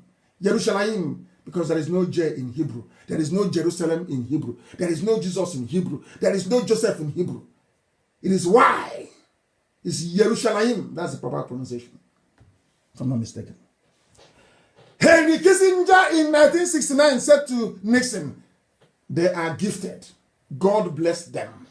They are the Igbos. They are blessed, by which he meant the whole of Biafra land, including everybody. Ishekiri, Urobo, everybody. Soko, you are all Igbos. I can prove it. Can you prove you are not? I'm not saying it because I want anybody in Biafra, no. No, God forbid. Let me repeat.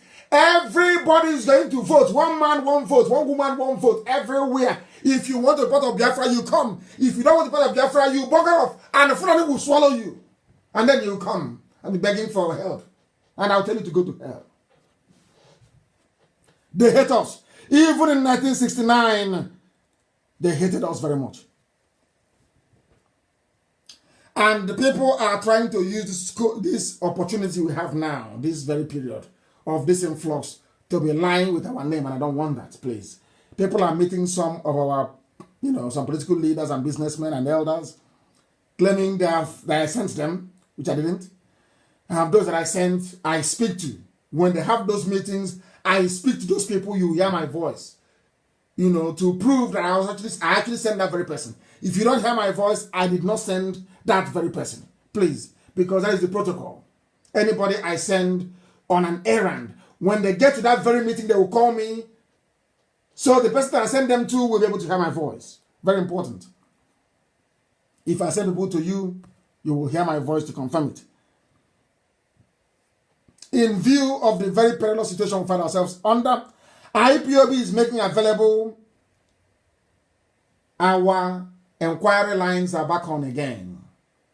So please, people should stop texting and writing me on my private line, please. The one that I gave out the other time. The WhatsApp line, please. I'm now going to give you a range of numbers to note and to write down. These are the numbers you'll be calling. Anything you need, you want to speak to the deputy, you want to speak to somebody from the DOS, you want to know where to join IPOB, you want to know what to do to help. The only thing you have are these numbers that I will give to you. Because every illegal checkpoint in Biafra land we want to know. Anywhere you see the movement of Alamajiri, you call any of these lines. So that our intelligence team can take it up and our volunteers can be mobilized at very quick notice. As you can see, the governors are not doing anything. They cannot do anything because they don't have the powers to, but we can, and we are doing the best we can. Although we are being, of course, stretched at the moment due to lack of resources, which is entirely understandable. If you want to report any checkpoint, if you want to report Fulani headsmen in your area, there are a series of numbers I will read out tonight to be published and circulated extensively for you to call to report where they are, what they are doing, how many they are, so that our people on the ground can respond appropriately and accordingly. If you want to reach me privately or any member of the DOS, you will have to call any of these numbers and then they will put you through. Very, very important, please.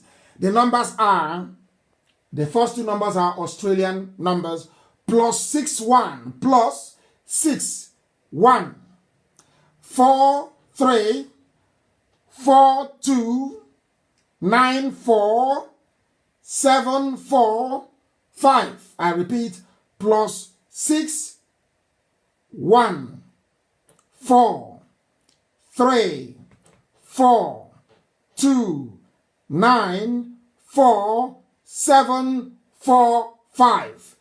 There is another number as well from Australia, +6 1 4 7 8 4 8 9 6 6 4. The second Australian number. Let me repeat it.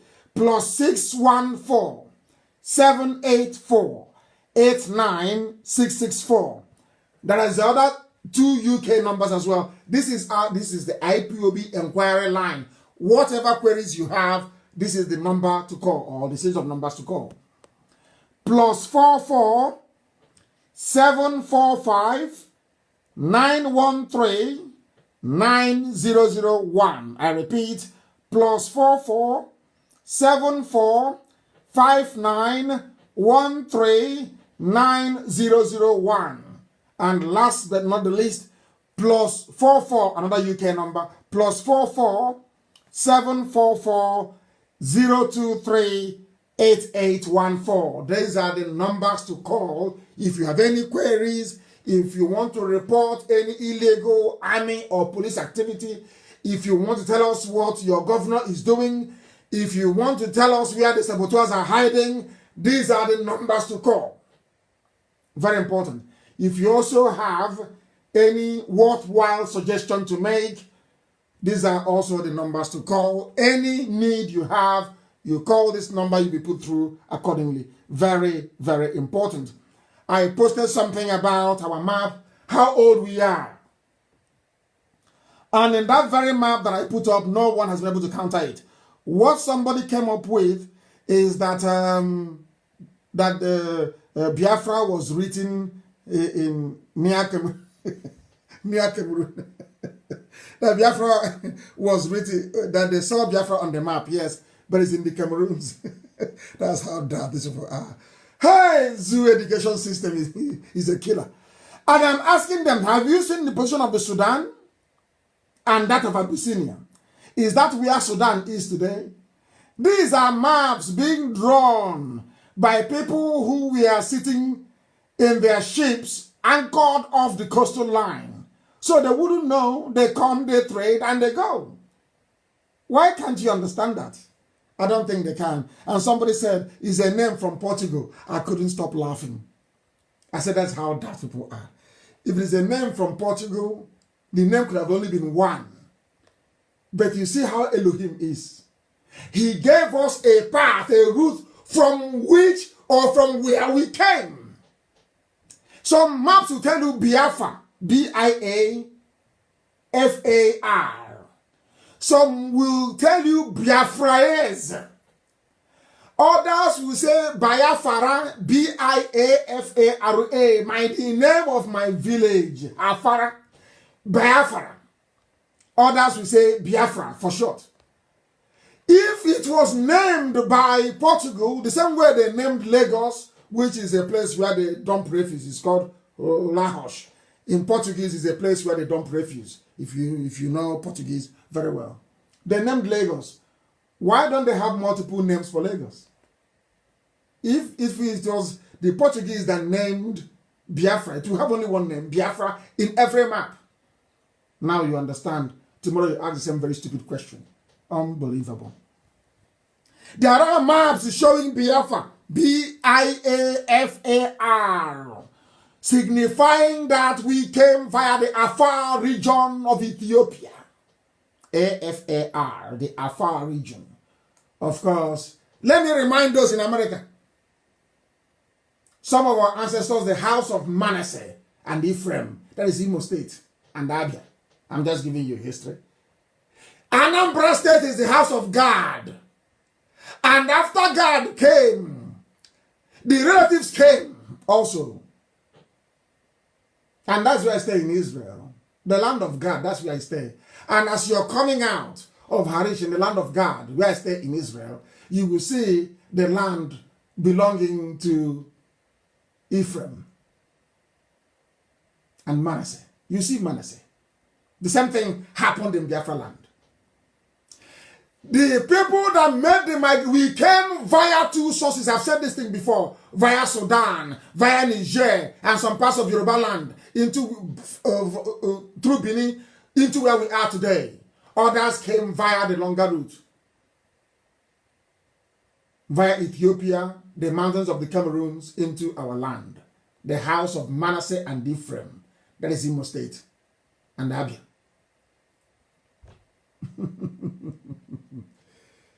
But they maintain their ties with their brother Eri. That is why Owerri, as I've preached before, is called Owe Eri. If you understand it very well.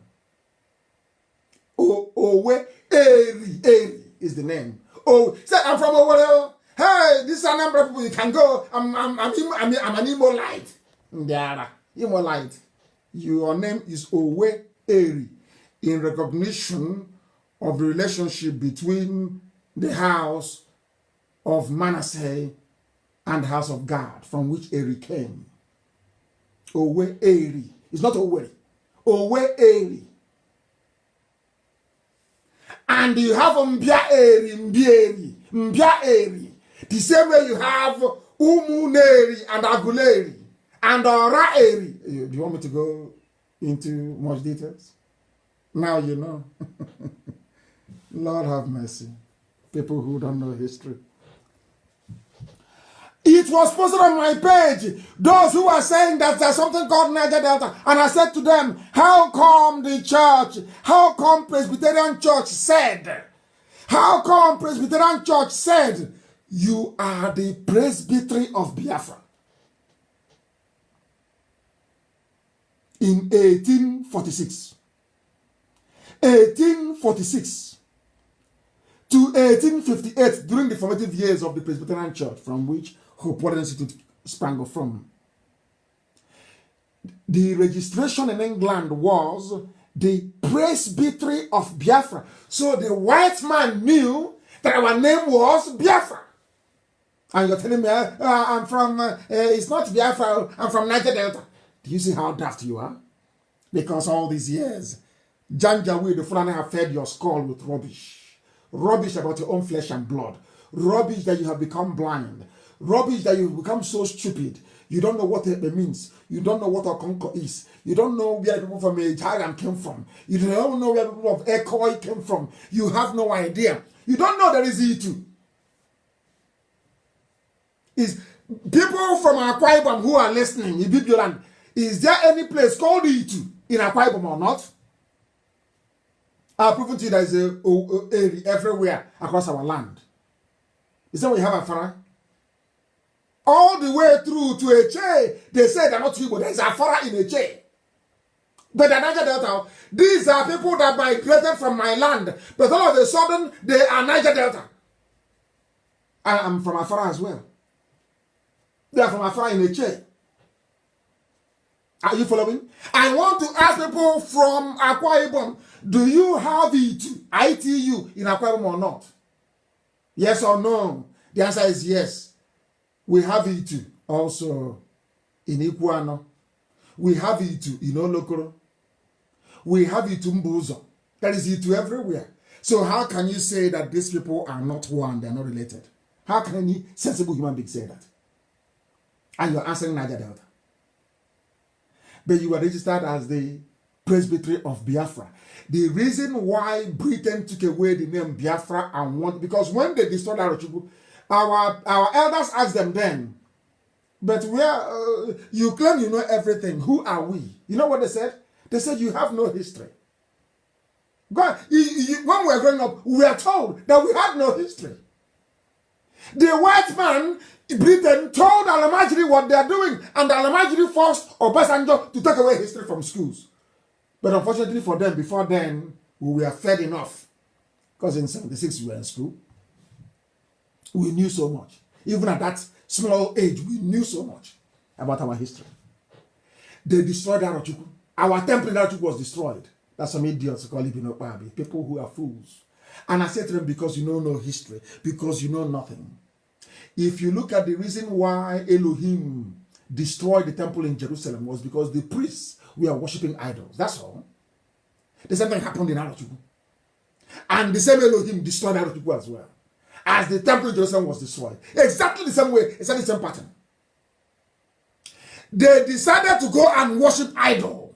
It was the priest, not the establishment, not that very sacred institution of God himself in heaven. It's the fallibility of man. So, is it, I look at them and I laugh because they're foolish. They don't know history. So when you go to the wall in Jerusalem to pray, you're not worshiping the idols that Solomon brought into the temple or the idols that the priests brought into the temple. Are you? Are you not worshiping God in heaven? As I said, what we do in Arochukwu. We worship Elohim, the Most High, when we go to Arochukwu. For you, and we'll rebuild it with gold everywhere. It will be the finest temple on this earth. For your information. Just for Biafra to come. You were Biafra before. And Biafra you shall remain unless you remove yourself. And then Alamajiri will do pepper soup with you. If at all we survive what is happening now. There is Itu everywhere. Itu is in Agolo. We have Itu. We have Itu Mbozo. Sorry, not in Agolo.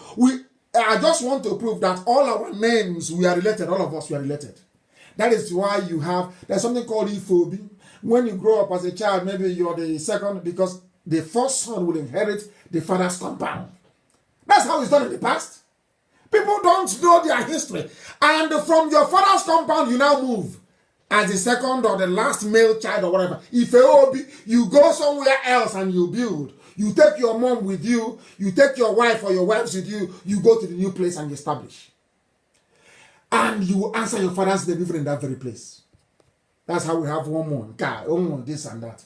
That's why you have Ihe, which means light. The only people that answer light in the whole world are Biafrans. Our name's Ihe. Not Ihe. Ihe. Light. Light of God. Ihe. The light of God. There is Ihe. Mvosi. Mvosi again, no. In Anambra. There is Zemi Ihe. Listen, in Ongwa. Ihe, which is light. The same Mvosi in Ongwa as well. The same Ihe in where my mother comes from, my mother's village, is called Ihe, light. And I call Ukuchuku the children of God in heaven. What else do you need? Well, where do I need to attend a church pastored by an idiot, pastored by somebody who doesn't know God? Am I stupid? My mother's village is Umuchuku, the children of God. That's the name of the village in Ndume. And it is Ihe, light. What else do you need in life? What else are you asking for? I laugh at some of you going to churches pastored by uncircumcised animals. I pity you because you don't know your value. You don't know your worth. You don't know who you are. Those people that drowned in Georgia, in America, they know what it means to be a Biafran. They know what it means to be an Igbo person. For your information. Not some of you. That is here everywhere. Light. Light everywhere. Light of God. That is what we answer. The light of God. And some of you want to extinguish it by going to align with Janjaweed the Fulani to destroy your gift from God. What God has given to you. That never to not to any other race. You heard what Kissinger said. That's why they hate us. That's why there is envy. That's why there is jealousy. Because you've been blessed. Even Joseph suffered in the hands of his brothers. Joseph suffered. He was loved by his people, his own flesh and blood decided to sell him to Ishmaelite merchants that took him to Egypt to go and save them in the end. We have Agolo. We have Agolo Nanka. We have Unkwere in Anambra. We have Unkwere in Imo. Hey, my goodness. Asaba is Ahaba. You're telling me somebody from Ahaba inside today you call it Asaba. He's telling me I'm from Niger Delta. Are you sick? Do you need brain surgery? Do you need brain surgery? Your name is Ifan Yokowa. Ifan Chineke. You are born in a place called Ahaba. Ahaba. As you have a Habimeni. And you're telling me that you're Niger Delta. Somebody from Habimeni is heaven knows what else. Now tell me you're normal. Because you don't know your history. They have made you to be ashamed of who you are. They tried it with me. They tried to make mockery of my faith and my religion. They tried to say, to laugh at us. Oh, why you going to Israel now? Why are you going to Israel? Why Israel? But these are the idiots that travel to Mecca 2 times in a year. They have not laughed at themselves for trying to be more Arab than the Arabians. No. You allow them to laugh at you with the help of Yoruba media, and you succumb to their nonsense because you're weak. If you call yourself Niger Delta, it means you are very weak. You are weak. You're not a human being. Very weak. All of you Niger Delta enthusiasts, I want you to hear this. Europeans are masters at using name change to manipulate you into submission. Today, the invasion is on. Instead of us to come together as one Biafra, as one East, you are busy erecting your flimsy defense lines, state by state. Anambra State, Obiano Wednesday, nothing happened. They came to him, that idiot is there, of course. He gave them passageway to go. They came to Abbey, he went to the border, nothing happened. You never come together as one. Once you come together as one, you become impregnable. And I will use what happened in antiquity to remind you of this. Some of you know the Spartans very well. The Greeks, the Spartans. They are warriors, groomed to fight to the death. The Spartans, a small army from Sparta, can defeat a very large army. Why? Because of their battlefield formation. It's called a phalanx system. The phalanx system means that once they lock their shield together, no army can smash through it. It's only shield, people who are interlocked together. These are frontline soldiers. Once they form their phalanx, you cannot penetrate. And let me tell you how strong their phalanx is. Even if somebody were to die, their soldier were to die amongst the people forming this very line, they don't notice it until after the battle is over. That's how strong the line is. And that was why they won many battles. That was why they stood up against the army of Xerxes from Persia. An army that devoured the whole world. Only 300 men stood against an army of millions. And stopped them. They died in the end, but they stopped them to allow the Greeks to rally round and raise men to drive Xerxes away from land of Greece. Unity, togetherness, oneness. One. Once you are one, you are indivisible. You are unbreakable. I am telling all those idiots that call themselves Niger Delta, South, Bedell, that you are foolish. Once we are together as one Biafra, Al Majri will run next week. Anybody coming to you and telling you, leave them now, is Biafra, this is your Biafra, know that is the enemy. I remember that same movie I told you about the last time. Go, you people should be watching movies. You should go and watch movies. You learn a lot from it. Mariposa's Godfather, featuring Marlon Brando. Before Michael came back, he went to, the father said to him, "Went to Italy." Before he came, and the father told him, the father said to him, "Anybody who comes to you to cut a deal when you come back to New York, that person is the enemy of the family." And that was exactly what happened. The first person that met Michael when he came back from exile in Sicily was the traitor. And of course, he was killed afterwards. Anybody who tells you I'm from Niger Delta, we don't support this Biafra, that person is being used by the Fulani to weaken you, to make it impossible for you to bond together with your own flesh and blood, to repel them. Now you understand, don't you?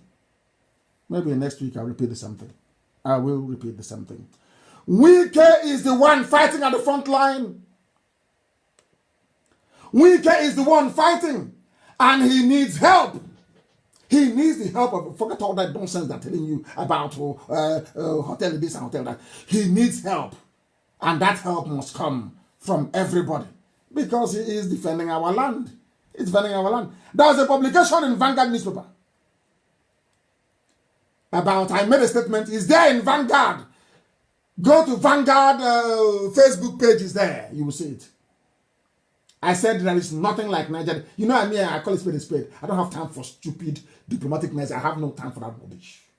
I call it spade a spade. I said there is nothing like Niger Delta or South South.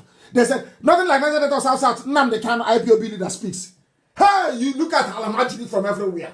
Janjaweed, even those from Sudan, those from Mali, they descended on that very news. And some of our people were trying to be a bit defensive. I said, look at you, you know nothing. Go to my page that some of you are listening from. Pick all the facts that you have. Go and bombard them with it until they receive sense. They want to divide us. So as they are diverting our mind, no, you can't say that I'm a reverse man. No. Alamajiri is coming to kill you. They know that once IPOB unites everybody as one Biafra, then they cannot come in. They know that. And we allow them to get away scot-free. It can never, ever happen. Never, ever happen. We are dispelling the myth. Our Boki came from everywhere. Alamajiri from everywhere. After this program, all of you will descend on Vanguard, Facebook page, or whatever they call it. You will see the news there. I want it shared everywhere. We'll go and teach them who we are. We are IPOB. We don't run from any battle. None whatsoever. It's the zoo that fights like a chicken. When they see you, you're unarmed. You see them, they come out. Once you're armed, they run away. And I said, as I'm coming. And they know I will come. That one is given. They know that very well. They know we are destructively stubborn. I will come. And then they will beg me, oh, why did you come? Why did you come back? Why don't you stay outside? And I will tell them, Satan, go behind me. Go behind me. They were responding to what I had written, to what I had put up on my wall, that predictably apostles and defenders of Janjaweedism with Ibibio sounding fake accounts, they have taken to social media to deny verifiable history of Biafra, following our epic lectures here. Suddenly they are no longer contending. Nobody's arguing anymore that epic is Biafra. It's some idiot saying I'm from Niger Delta. No Biafra. Idiots. Because your schooling is a waste. Your education is a waste. Your certificate, your so-called degree, is worth less than a tissue paper. Your NYSC, whatever nonsense, is not. You went through a regime of idiotic indoctrination. You're denying history. Are you saying there is no it in Akwa Ibom? Are you saying you don't have a Okonko fraternity in Anang? Are you saying you don't have a masquerade? Are you saying that Abreba did not come from Ekoi? Are you saying that Abreba people did not originally come from so-called Cross River State? And Akwa Ibom, is that what you're telling me? Then why is your mobile living in Uyo? You know, you can never know. You can never tell. You don't, because you don't know. Because you're ignorant. When you're from the zoo, you are ignorant from the zoo. You know nothing. You wear matriculation gown, graduation gown, but you are full of idiocy and stupidity. Your brains are empty. Ibibio means Ibonta. Junior. Ibibio means, that is the meaning. You claim you're from Ibibio, you don't even know the meaning of your name. You have no idea. Some other idiot wrote 2 days ago, Igbo land is landlocked, and I couldn't stop laughing. Igbo land is landlocked. Your Biafra will be landlocked. And you know these idiots that were born and raised in Lagos, near a dustbin. I said, once they give birth to them, they breathe in refuse. Even when she dustbin, there's a way a refuse smells. The one that child breathes in, that child cannot be correct in life. And it was the Portuguese that named Lagos dustbin. Lahos. Lahos, that's the correct pronunciation. It is a dustbin where they throw away refuse. He said, you're landlocked, and I'm asking this fool, do you know where Ndoni is? Do you know where Ndoki is? You know, people, you know, the zoo, I don't know what is wrong with it. Have you been to our farm before? Have you seen sheep coming in to pick oil? Hey, oh my goodness, zoo. What have you done to the brain of children? What are you doing? Ruining people with your backward, useless, hopeless education system. So if somebody comes now and tells you that the Igbo land is landlocked, you believe the person?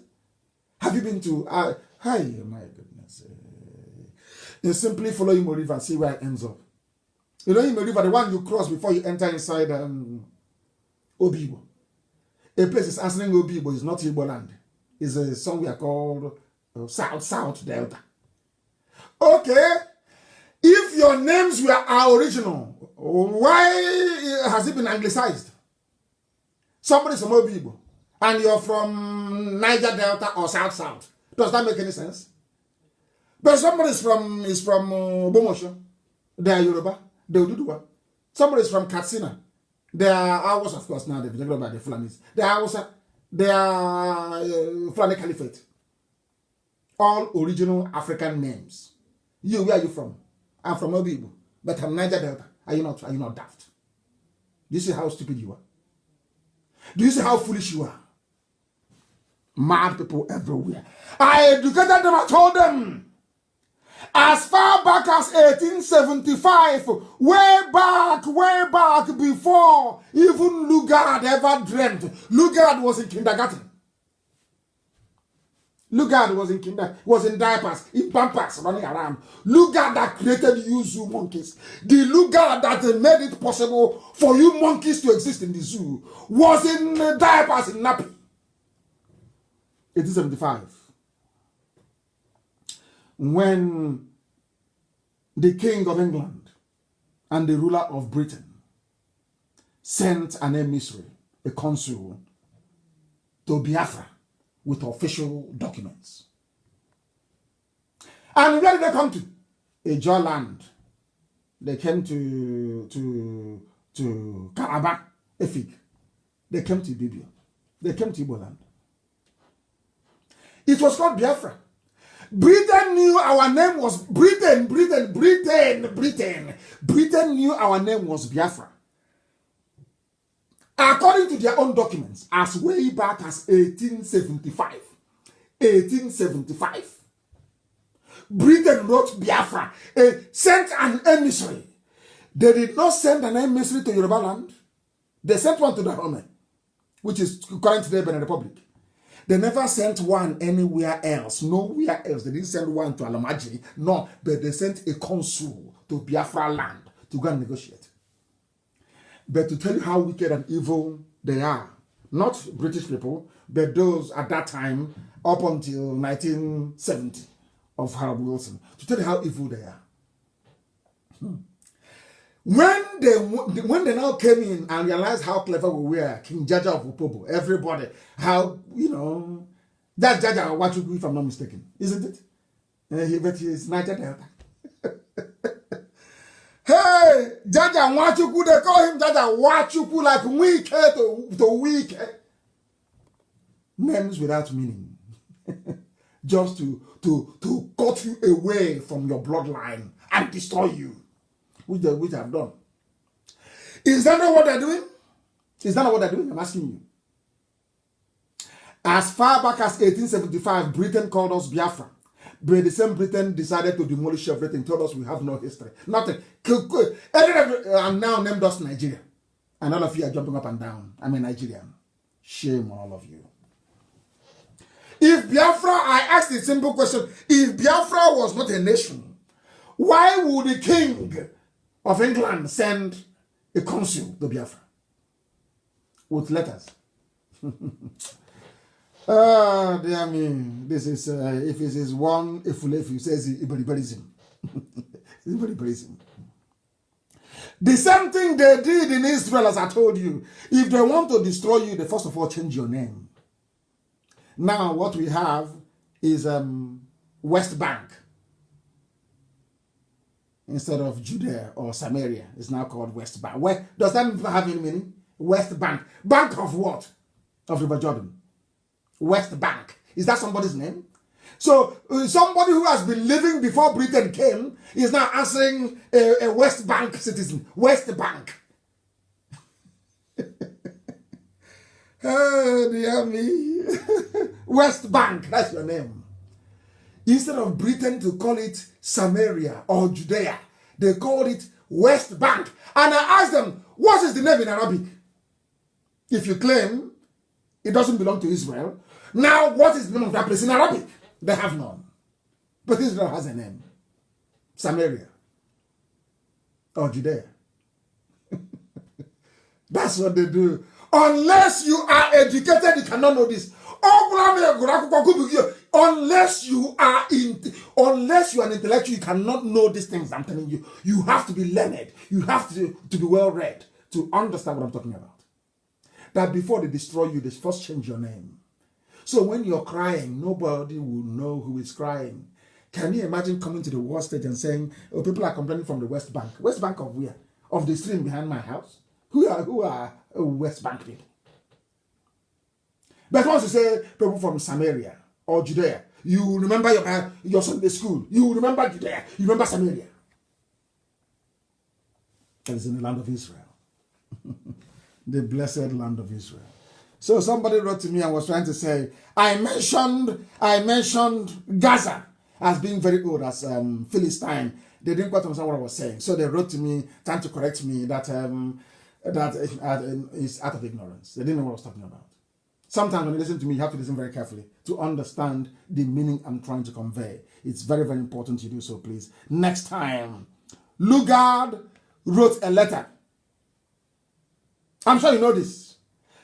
Somebody kindly posted, I don't know his name, so I cannot give you credit because your name is not, I couldn't pick your name. But I had this letter and I read it many years ago. I read it on my broadcast of the 31st of December of 2013. I won't forget. The day we did a marathon broadcast, I sat down in one place for 8 hours broadcasting. I was on my chair, this chair, for 8 hours, non-stop, broadcasting to the whole world. I said this, and I'm going to read it today so people can understand who we are. I want our people in America to know who they are. I don't hate them. I want them to repent from their sins. I want them to jettison envy and jealousy. What we are doing, you cannot do it. You can't do it. What we are doing, you cannot do. Not in a billion years, you can't do it. You can't do it. Let me tell you what is happening. Lugard wrote a letter to one Walter H. Lang in 1918. He was describing the attitude of those he found in his new Nigeria that he created in 1914, just 4 years prior. He said, after spending the best part of my life in Africa, my aim has been for the betterment of the people. You know something that the Janjaweed will say to you, a Fulani headsman, for whom I have been ready to give my life for. He said about the Igbo people. No, first Hausa. No, Fulani, not Hausa, please. We make this mistake all the time. You confuse the people with language. He was talking about the Fulani, not the Hausa. Because the Hausa people had a thriving civilization before the Fulanis came. He was talking about the Fulanis, not the Hausas, please. He said that a Fulani man is a fatalist, a spendthrift. There's something I do with your oil today. They don't know how to manage money. Honestly, they sell oil and they spend. That is why they want one Nigeria, because they cannot develop anything. They cannot build anything. They have no doctors. They have no engineers. That's how God made them, to be feudal lords with Alamajiri serving them. I don't hate anybody, but it's the truth. Do you know what? A white man saw this thing in 1918. Lugard that created the zoo. Lugard said, Fulani is a fatalist, a spendthrift. They spend money extravagantly. They don't have. They are gamblers. He is gravely immoral. And look at what Aisha is doing today. Aisha, your husband is dead. In Saudi Arabia, you left his corpse there. His skeleton, his bones are in the grave. You brought another boy to be sleeping with in Asorok. Inside your husband's bedroom. And you are Muslim with Quran. Very, very immoral. Lugard saw this in 1918 and said they are immoral. Immoral. And they are seriously diseased. Every disease on earth is in the north. Lugard saw this in 1918. And very sadly, he is a menace to the community. He finds himself, any community he's in, he is a problem. Anywhere there are Fulanis, a white man that created you, the man, your God as a Nigerian, the God that created you, a Nigerian, not God in heaven. Because God in heaven cannot create a zoo. It's man that makes zoo. God can create jungle and forest. Man can create a zoo. That zoo was created by Lugard. Lugard is telling you that any community the Fulani is going to, that community is in trouble. This was in 1918. And one of these things I'll probably start this program tonight. He has no ambition. What is the ambition of the Fulani? Is not to be president. They groom them. Hey, what do you want to be? It's our turn, no? It's our turn to be president, oh. It's our turn to be president. Now our turn this year. It's our turn. It's our turn. Oh, that's what they have. There is no ambition. You can never see a Fulani man say, oh, I want to be an architect. I want to design the best bridge. They always go abroad to bring in China construction, Julius Berger. What's the name? That one starts with S. I don't know what they're called. And Italian Santorini from Italy or whatever. They can't do anything. But give it to people, give it to Biafrans who can build bridges. They will say no. That is the reason. Some of you don't know why they don't want Biafra. Because we will put them to shame. The world will know they are empty. The world will know how poor they are mentally. The world will know that intellectually they are vacuous. The world will expose them. That's what everybody is running from. That is what they are running from. Not that they don't we will leave you to go with your Biafra. So tomorrow you build skyscraper, you build roads and bridges, and will be coming to beg you. So they hold all of you down in poverty and in penury. How about the Igbo man, the great Igbores? According to Lugard, they are fiercely rebellious, as I am now. With no regard for authority, go to hell. If you're evil, I say to you, go to hell. Nothing will happen.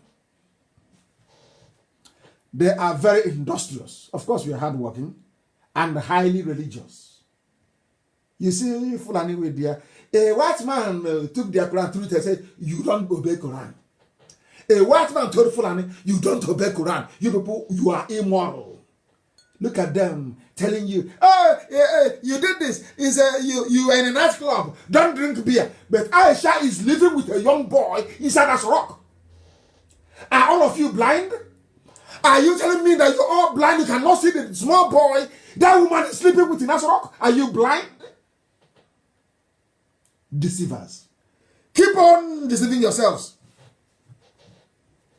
Please, I want IPOB to find me all the pictures of the fresh-faced young men that the cabal has been giving to Aisha.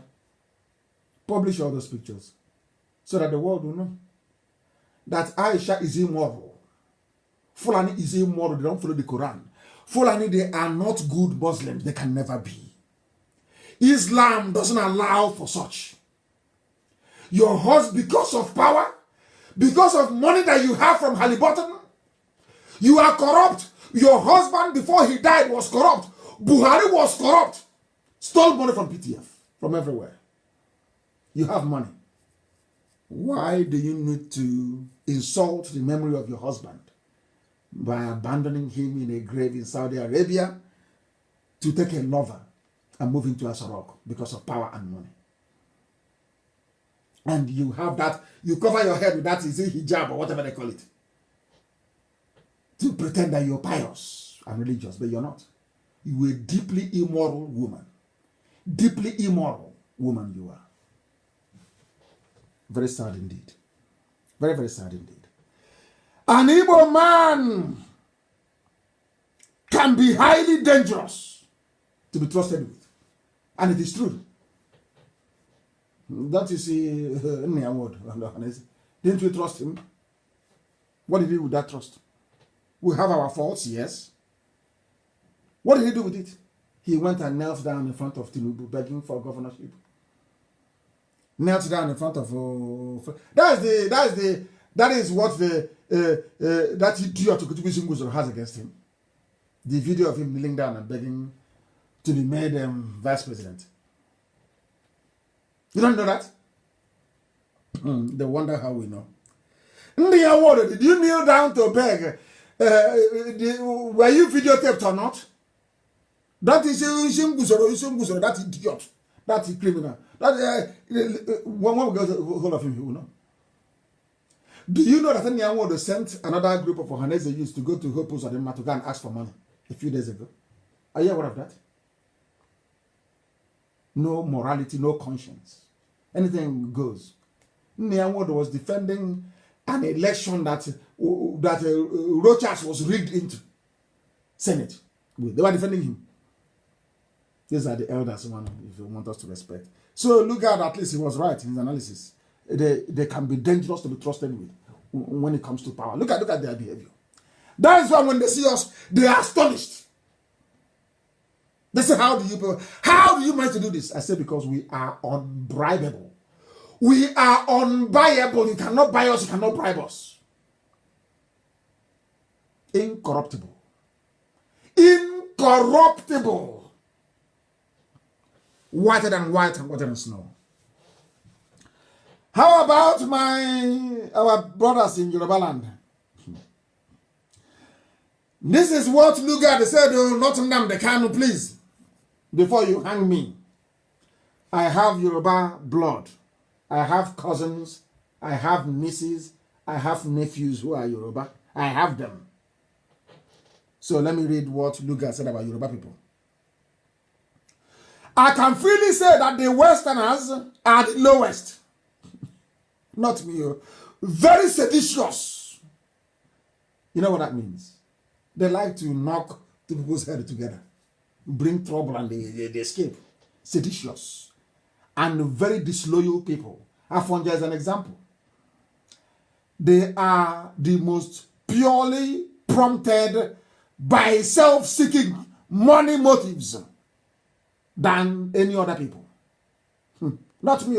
This is from Lugard. Please, from Lugard, not from me, please. Tell them it's from Lugard, it's not from me. This is from Lugard. It's from Lugard, please, not from me. Please, not from me. For those who wonder why we want Biafra, you have heard from Lugard. You can now see what the Janjaweed are doing. They lied to our people. They said to Efik, you're not Igbo, you're not Biafra. And they look at what Zik did. Of course, Zik usurped Eyoita. I don't suppose Zik.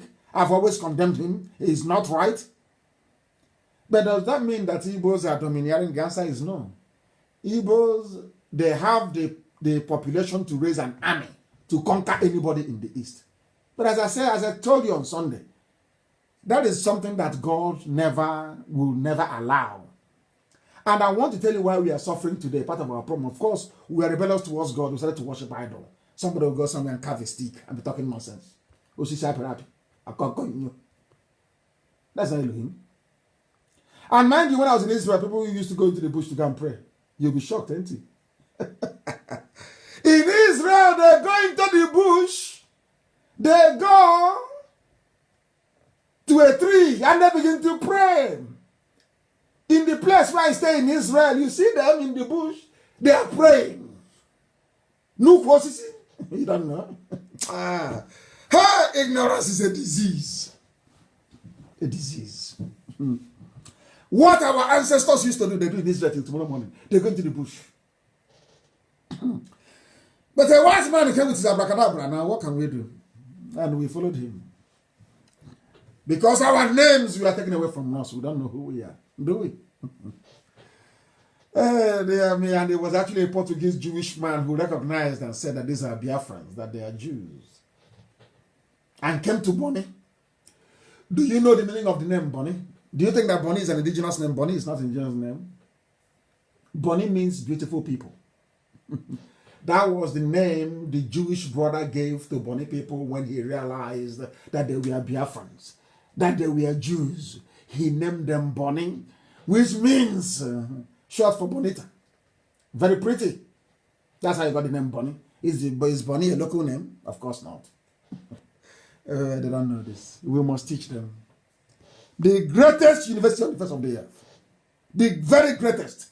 That is why after our lectures in those days, before our detention, we decimate our enemies with facts and figures. Facts and figures. No stupid argument. Facts and figures. Shelling it out.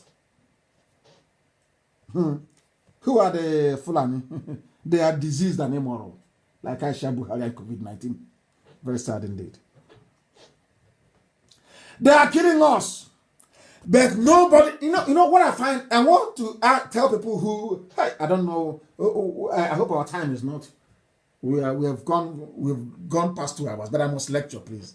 Please, if your data is finished, you can listen some other time, but we must continue. I must teach this very gospel this evening. I must preach it. Heaven asked me to, and that's what I'm doing. Not minding what Facebook is doing. They're wasting their time. I say, is it going to stop me? Me. I said to them, I will write and post. Even if it's only 1 like, I'll be writing. I will preach. If you like, remove everybody and there's none, I'll keep preaching this gospel. They're insane. Let's not go there. I remember telling somebody once that the original worship day is Sunday. He nearly killed me. And then I said to him, go into your sitting room. He went there. And I said, look at the calendar. I said, what is Sunday? He said, it's marked in red. I said, is it at the end or at the beginning? He said, it's at the beginning. I said, okay, thank you very much. And that argument ended. But we won't go in there. Not now. When we will get Biafra, we will build an auditorium. People will go there to go and debate and to argue. And the finest argument, we distill it and add it to our knowledge and our thinking as to how to run a nation. Because we respect intellect and intelligence. Very, very important.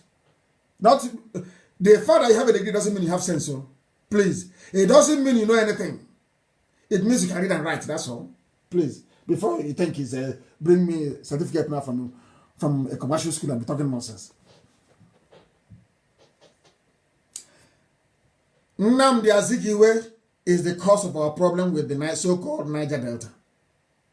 Nnamdi Azikiwe removed their Yoeta as the head of government in Enugu.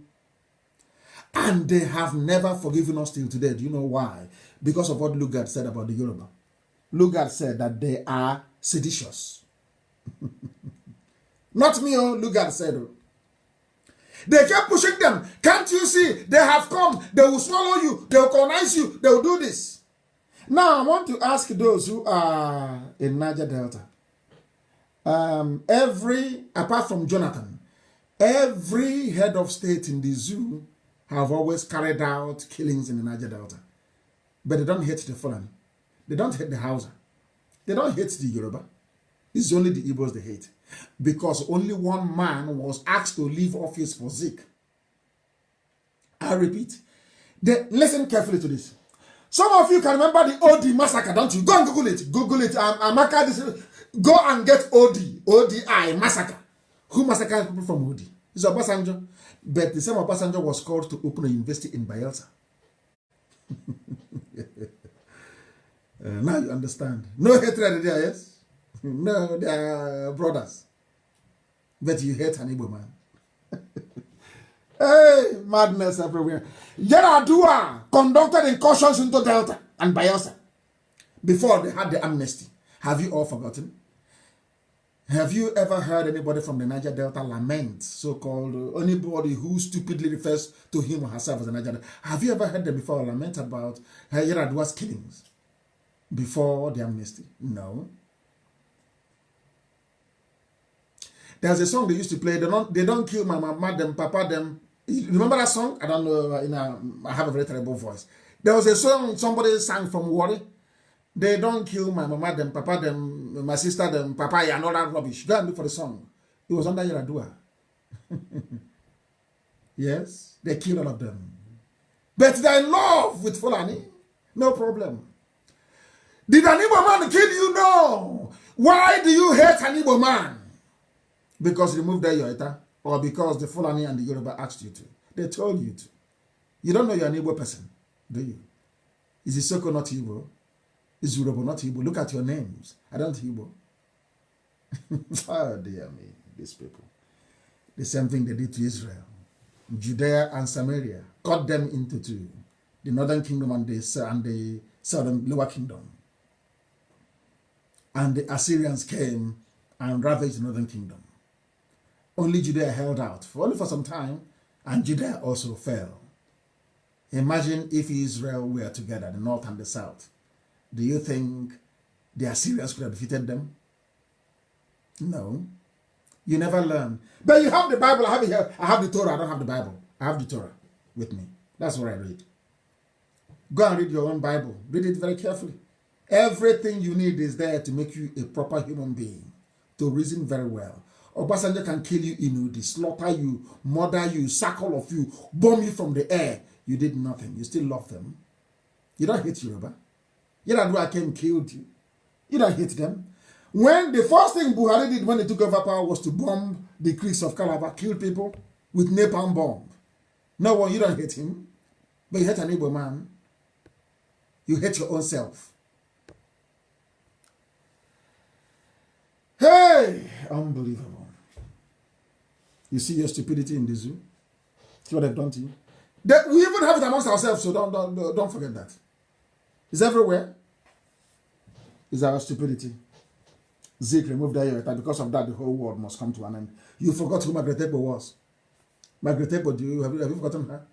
When she came and rallied all the women, did all Igbo women not follow her? Did Igbo women not follow Margaret Ebo? You fools that claim you're from Niger Delta. Who was our vice president under during the war? Was it not Effiong Ondoju? Go and listen to his interview. Some of you that were sired by Fulani headsmen. Fulani to be moon, you have no brain, honestly speaking. There are foolish people making noise about the validity of my assertion that anybody calling himself a Niger Delta is a dumb fool. Of course you are a fool if you call yourself Niger Delta. What is the meaning of Niger Delta? Simple question you can't answer. What is the meaning of your name? What is the meaning of South South? I ask you. What is the meaning? You can't answer. So you're no longer Bende, you're no longer Delta. You're now South South. Foolishness everywhere. Every government or regime in the zoo have always killed Biafrans. Gambari, even this Gambari that you have now made your de facto president more like. Because Boss Mustafa is the vice president. Boss Mustafa is doing Osibanjo's job. That's why I don't understand Yoruba, honestly. I don't get them. To ask for your own son is a problem. Yeah. I remember when Biafrans were protesting for my release. They said, oh, he's well. They said, no, we want to see him. Ordinary me. Biafrans said, no, we want to see that he's alive. Bring him out. That was how they brought me to court. Pressure. Yoruba, your own son is vice president missing. You are supposed to be the president. This is the second time that Yoruba is running away from responsibility. Ogundipo was number one. Now, Osibanjo is now gone. And I believe they shot him, he's dead, to be honest with you. Osibanjo is dead. Forget all that nonsense they're telling you. Where is he? Anytime in Aso they start to issue fake pictures, you know you're in trouble. If he's alive, you bring him. Bring him out. Let journalists ask him questions in Yoruba language. Bring him out. Let him talk. Let him walk outside and speak. You killed him and dumped him in the grave you dug for Abakari. You think we are stupid? You think we didn't see the blood in the coffin? You think we didn't see it? Let COVID-19 finish. Then we'll collapse the zoo. You will see what we're going to do. You think we are foolish? We didn't see the blood on the coffin? Who is this man called Gambari? He has killed you before. The man that said that who justified the death of Cancer was actually appointed into a panel in Niger Delta, and Femi Adesina was writing about it. How come Niger Delta don't hate Gambari and people from Kwara State? Why not? I'm asking you. because you've allowed Yoruba manipulation to get into your brain, twisted it, made you inferior. You hate your own flesh and your own blood. Now the judge would have come. Let's see who will defend each other then. Oh, okay, you're Nigeria now. Go and defend yourself. Let's see. The same nonsense Ken Saro did. Ken Saro did the same rubbish and they hanged him. He was hanged. Adakaboro, the same thing. You people never learn from history. You learn nothing. Your brains are empty. Nonsense. I don't hear a job Urobo Isoko or Ishekiri condemn the Yoruba or Fulani for killing them. Igbo man never killed you. Never. Only if you're saying that opening a small chemist or spare part shop is killing. I don't know. This is your flesh and your blood. The same people as you, where you came from. Where you migrated to where you are from. We are all the same people. I have challenged anybody before. Let us, I'm going to do it. IPOB family in the USA and in Europe. I want you to get the DNA of somebody who says they're from Niger Delta. Take your own and the person's own. Go and do detailed analysis. They will tell you if your blood relatives or not. What type of nonsense is this? People behaving like fools all the time. Talking rubbish everywhere. Everywhere. Everywhere. Some of you, there are some things you do not know. And we must teach you. It is our responsibility, our duty. And we took an oath to speak the truth always, and that's what we are doing. That is why there is no counter. After speaking, after writing, all they can say is, how will this give you Biafra now? That I'm Niger Delta. They never address any issue that I raise. That is how foolish and how evil they are. As Lugard said, they are seditious. Seditious. Always whizzing themselves through issues. Answer the question. What does Niger Delta mean? What is the meaning of South-South? Show me South-South anywhere on Cardinal Point. Is that somebody's name?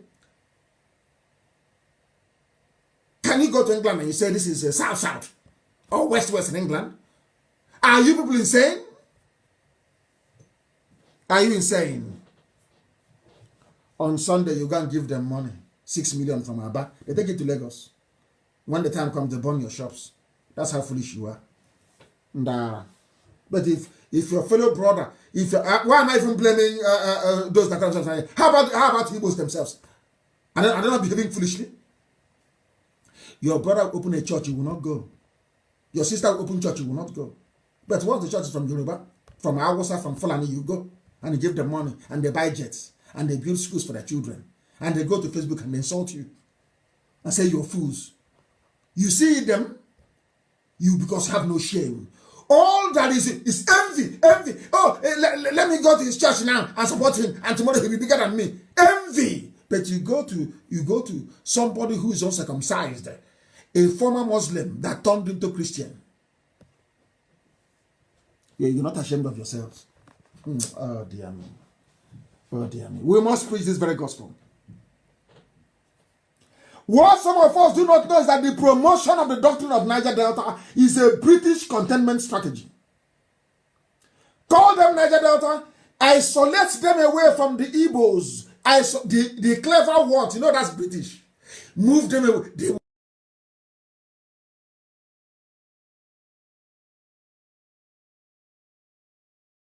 Remove them, carve them away, say they are a minority. Igbos will dominate you. Use BBC to do the work. They will brainwash them. Do it. And when you go now and you ask them, these are the people who farm with her every day. Can you please, Mr. Effiong, can you tell me a Niger Delta person that was killed by an Igbo person? They can't tell you. Name one. They say, oh, during the war, my father told me. Oh, did your father witness anything? No. Who told your father? Oh, my father told me. Instead of them to say, I read it in BBC or Yoruba newspaper told me. Oh, dear me. They call them Niger Delta, isolate them, and kill them. Adakabolo, Kensra, we were many of them, Marshall Harry, or Harry Marshall. They killed Chubo Kadibo, didn't they? Obasanjo killed Chubo Kadibo with a poisoned gas canister because Chubo Kadibo is asthmatic. So you don't know, do you? Obasanjo went and prepared for him a very potent concoction and released the tear gas, and Chubo Kadibo choked to death. His lungs collapsed and he died. One Nigeria indeed. One Nigeria.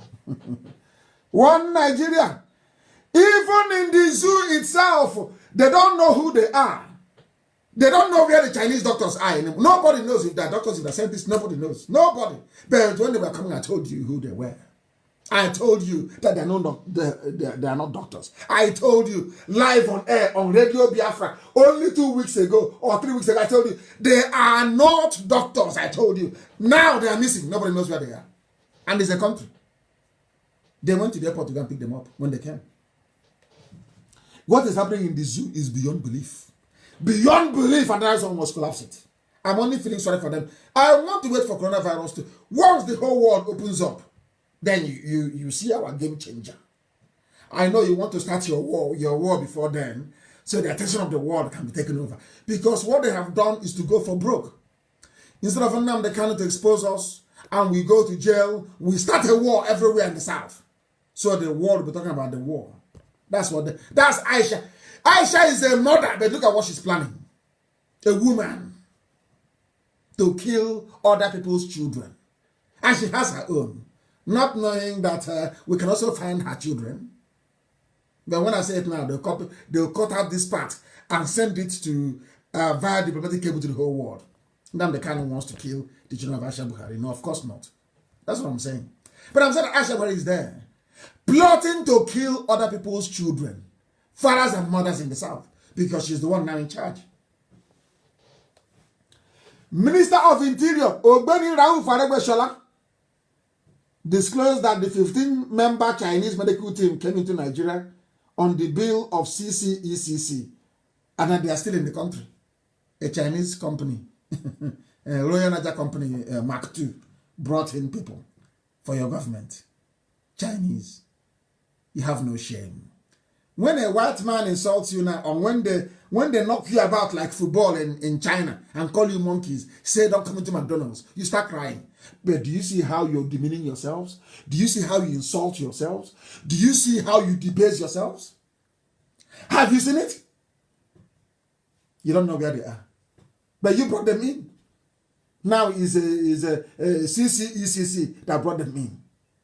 And you claim that you people are human beings. You want me to call Nigeria a country. No, it's a zoo. Look at the way they're behaving. Which country behaves this way? We are today behave like this. Oh, we don't know where they are. In any decent society, believe you me, they will bring out all the rulers, they will hang them publicly. In broad daylight. This is a travesty. A travesty. A travesty. Very, very sad indeed. But we must continue and to expose this. Look how foolish they are. Oh, we don't know where they are, but we think one Chinese company invited them. Everything is foreign in the zoo. They say, oh, we have the army. Look at the so-called army that will come to fight Biafra when we are ready. That's what they think. This is the army that will come to fight Biafra. The zoo army. Because foreign soldiers are the ones fighting bandits in Sokoto, according to a senator. Senator, even the army, all the years they've been taking money. There's something with COVID-19, looting. You know what they're doing in Lagos? I'll shock people tonight. You know, now, let me finish this news, I'll tell you. The All Progressives Congress member representing Sokoto East, he's Alamajiri, so you must say he's Nnamdi Kanu or IPOB. His name is Ibrahim Gobert. Very funny indeed, isn't it? He is answering the original name of Sokoto. He's a Sokoto man. He's answering the original name of Sokoto, which is Gobert. As I told you a while ago. His name is Ibrahim. Oh, Chukwokikabama, you're kind. Everything I tell you, Elohim, his name is Gobert, as I told you. That's, you know, in the north, they don't have, that's an imaginary. They don't have any father. They start abusing girls from the age of 6. At the age of 8, 9, they pregnant. They get them pregnant. By 14, they have 3 or 4 kids. And their hips destroyed. They throw them on the street, they are Almajiri. So if you are Almajiri and you're born on the streets of Sokoto, you become Dan Sokoto. They born you on the streets of Katsina, you become Dan Katsina. Or Osman Katsina. They born you in Kanu, you become Aminu Kanu. Anywhere they give birth to you, outside the name of that place. But if your mother, at the age of, say, that's 9, they start abusing them from 6. So from 9, they get them pregnant. There's something that Buhari did to Aisha. From 9, 10, they get them pregnant. At the age of that 9 and 10 or thereabout, a child can have a baby and die. And Alhaji will take that very person and name that child Alhaji. That means there's no father. Some of you will know one man called Alhaji. That's how they came. No father, no mother, not nothing. On the street. So anywhere they give birth to you, answer that place.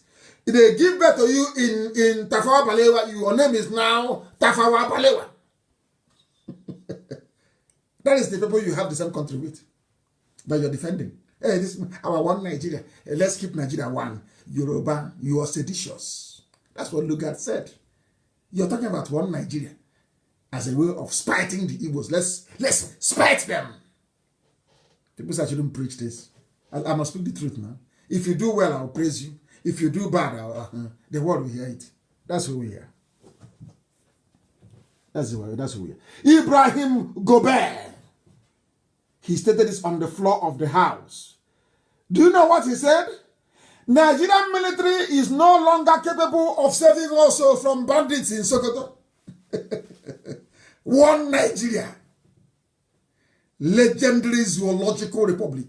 A zoo. They have made so much money from book. As I told you that what's his name? Burata is going never to come back. Did I not tell you that before? Don't you hear anymore? You don't have ears again, you don't hear anymore. Hey, what did I tell you? He is gone, he has stolen money. He has estates in Dubai. He is a general, only when he's coming to attack Nnamdi Kanu, having afternoon siesta in his bedroom, unarmed. They are heroes. Yoruba was hailing them as their heroes. To tell you how evil some people are. Hailing people that went to kill an innocent civilian. Just that I'm asking for freedom for my people. Yoruba were hailing them.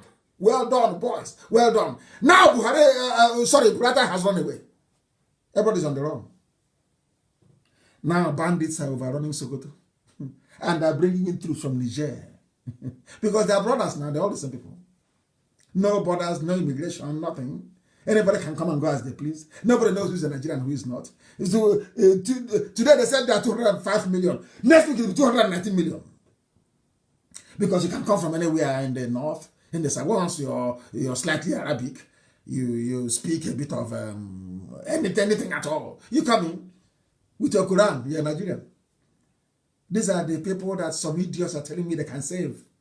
How many are you going to save? Next week, your production will be 290 million if at all it's true. They made money from Boko Haram today is now COVID-19. As I told you, I will tell you a story in Lagos, what's happening in Lagos. If they catch you in Lagos and swab you and say they're testing you, you're finished. Do you know what they're doing in the zoo called Nigeria?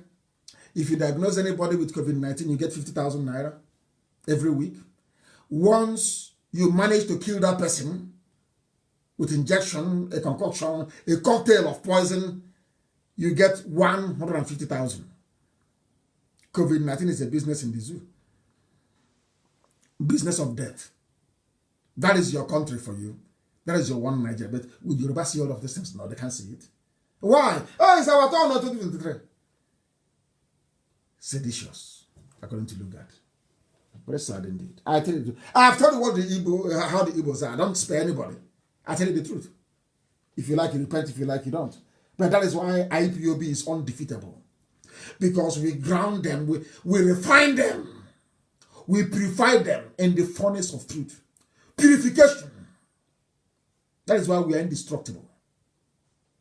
The finest family anywhere in the world. Indestructible. They use their own money to buy everything you see they do. The day I will come home, you see how they will come. With their own money. Nobody pays them nothing. the human and mama people that love good. Oh, you people are good sometimes anyway, I must say. IPOB, very, very good. Very, very good. I must say, very good. Very good people. We must continue. Foreign soldiers are now fighting. Channels will not see it. Where is your president? Where is the vice? I'm asking a simple question. Where is he? They're saying, oh no, he's into stylistics. Maybe he's styling with Aisha. I'm not saying anything. Maybe he's performing style with stylistics with Aisha.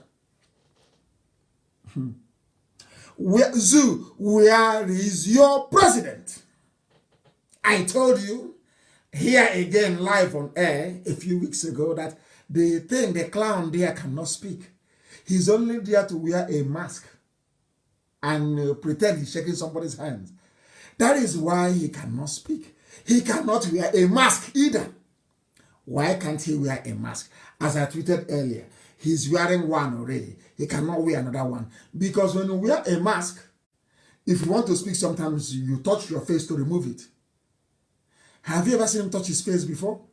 Because he can't feel his face. He's wearing a rubber mask. He doesn't want to make mistake. He can be wearing, that mask, you put it behind your ear and cover your nose and your mouth. He cannot feel it. So the mask can fall off, he will not feel anything. Because it's not his skin. I told you, he will not speak. I told you, then Jubril was in Cuba. I said, he is not coming back. He cannot speak. The one in Asura cannot speak. I told you that. They said, oh, we're going to have a broadcast now. And they cancelled it. Only one post on my page, they cancelled it. Because I told Mr. Jang, I think that's his name, Michael Jang of CCECC. These are the steps you want to take to deceive 200 million people. I am waiting for you. After displaying whatever rubbish, I will tear it to pieces on air. And I will disgrace you before the world. Quickly, they realized their mistake. They said, no, there's no more broadcaster. If you're not afraid of us, who are you going to be afraid of? Who will you be afraid of if not IPOB? Who else can you fear? IPOB. I said to the Chinese, go and do that your concocted video, bring it out. I will destroy, I will decimate you live on air. Go and try it and see. Do you know why? Because I know where Buhari is, in a grave in Saudi Arabia. I know where Jubril is. Jubril is dead. I know. That is why, and I know that the boy in Asrock cannot speak. That's Aisha's maybe around the same age. Because I'm older than Aisha. But when he heard him say, oh, Nnamdi Kanu is a small boy, I laugh at. I am older than Aisha Buhari. I am older than her. She's a little girl to me. I am older than Aisha Buhari. She is a little girl to me.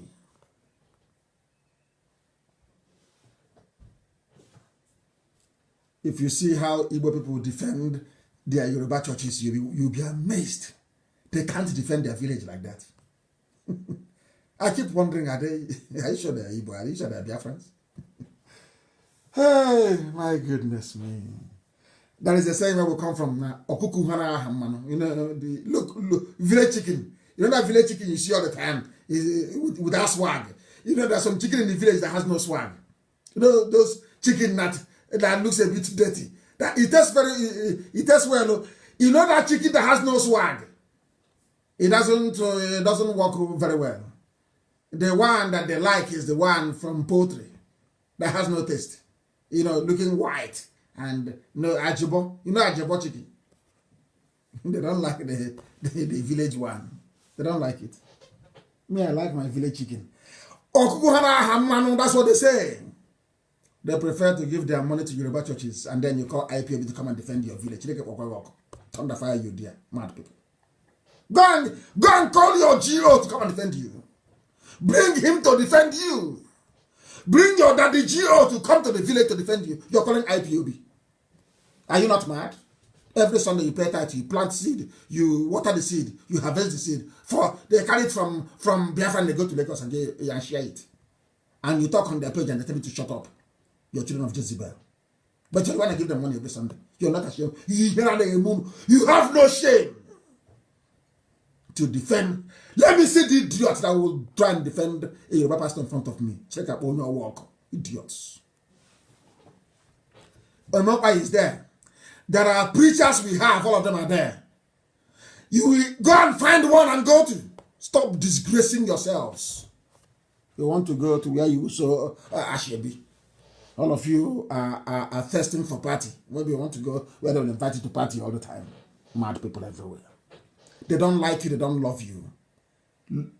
Henry Kissinger told you, 1969, before some of you were born, they will never like you.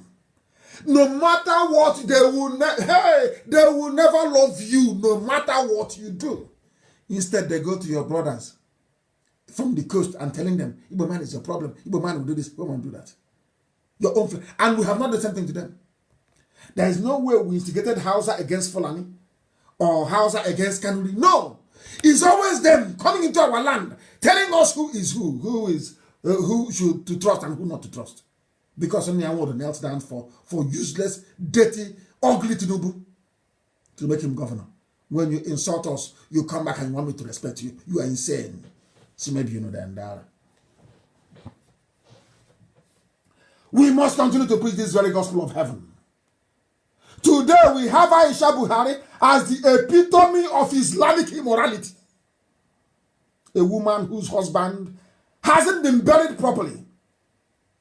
And she's busy lifting her skirt for another man in her husband's bedroom in Asorok. Shameful. Very shameful. This is the worst form of corruption. And she will not escape it. She will go to prison. You watch and see. She'll go to jail. Let them bring her that thing outside and say he's attending an international conference or whatever. We will create so much sin that let the army of that place shoot us dead. We'll show the whole world how terrible Nigeria is. And how useless, how roundly useless Nigerians are. They are useless to the core. Useless to the core. Nigerians are useless. Absolutely useless and hopeless to the core. A bunch of people who cannot reason properly. They can never ever reason properly. Look at, there is a picture I want Amaka to post. A picture of the president of Uganda. Nigeria is the giant of Africa. Let us post a picture of a country that is considered as the dwarf of Africa. How many times do you think that Yoweri Museveni have addressed his people since COVID-19 started? He's addressed them 14 times. 14th presidential address. 14 times the president addressed his people in Uganda. How many times have yours addressed you live? None. How many times in total recorded? 3 times. For duration, 19 minutes, 17 minutes, and 18 minutes. That's all. Giant of Africa. Because I told you that, let them come out and say that Buhari is dead. Please, IPOB, forgive us. Nnamdi Kanu, we are begging you. I'm telling you, I'll forgive them. I will. If they come out of it and say, please forgive us, we have done something wrong, I will forgive them. But to be lying every day, pretending and lying, no, of course not. Can't happen with us. Because all the nonsense you're doing there. Look at the 14th. A Nigerian that claims he or she is educated cannot ask her, where is the so-called president? Okay, where is the vice? Yoruba, you want me to go into battle with you? And you're not looking for your own son. How can you look for me, a Biafran, if I go missing? You cannot look for your own flesh and blood. You can't look for him. Is it me you look for? Tomorrow night they say, Osibanjo attends a conference on economic recovery. Osibanjo, he receives the emir of Band. Rubbish. Let him come out and speak Yoruba to the people. As every other head of state is doing around the world.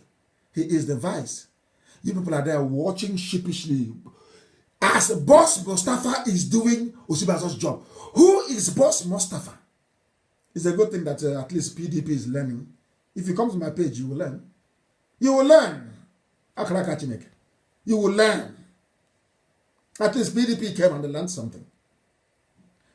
To know that somebody who is not elected cannot give directives to the public. You cannot, because you cannot be held directly accountable. That is the meaning of voting. You don't even know the meaning of voting, do you? Is to hold somebody accountable. Who is going to hold Boss Mustafa accountable? Is it Aisha that is busy with her lover? No, she doesn't. She won't have that time. Other presidents address their people, but none from the clown Aisha Buhari's lover. As long as I am here, that idiot, that clown in a mask will never speak. Any day that I swear to heaven, I don't like swearing. Any day they place that thing in front of a TV, they are finished. I have told the whole world, every government of the world, I tweet them. Our tweet go very far, and all of you must be on Twitter as well. All of you must. That is how you alert the world as to what is going on. Any day they place that thing on television, hey, my goodness. Let them try now. We are waiting.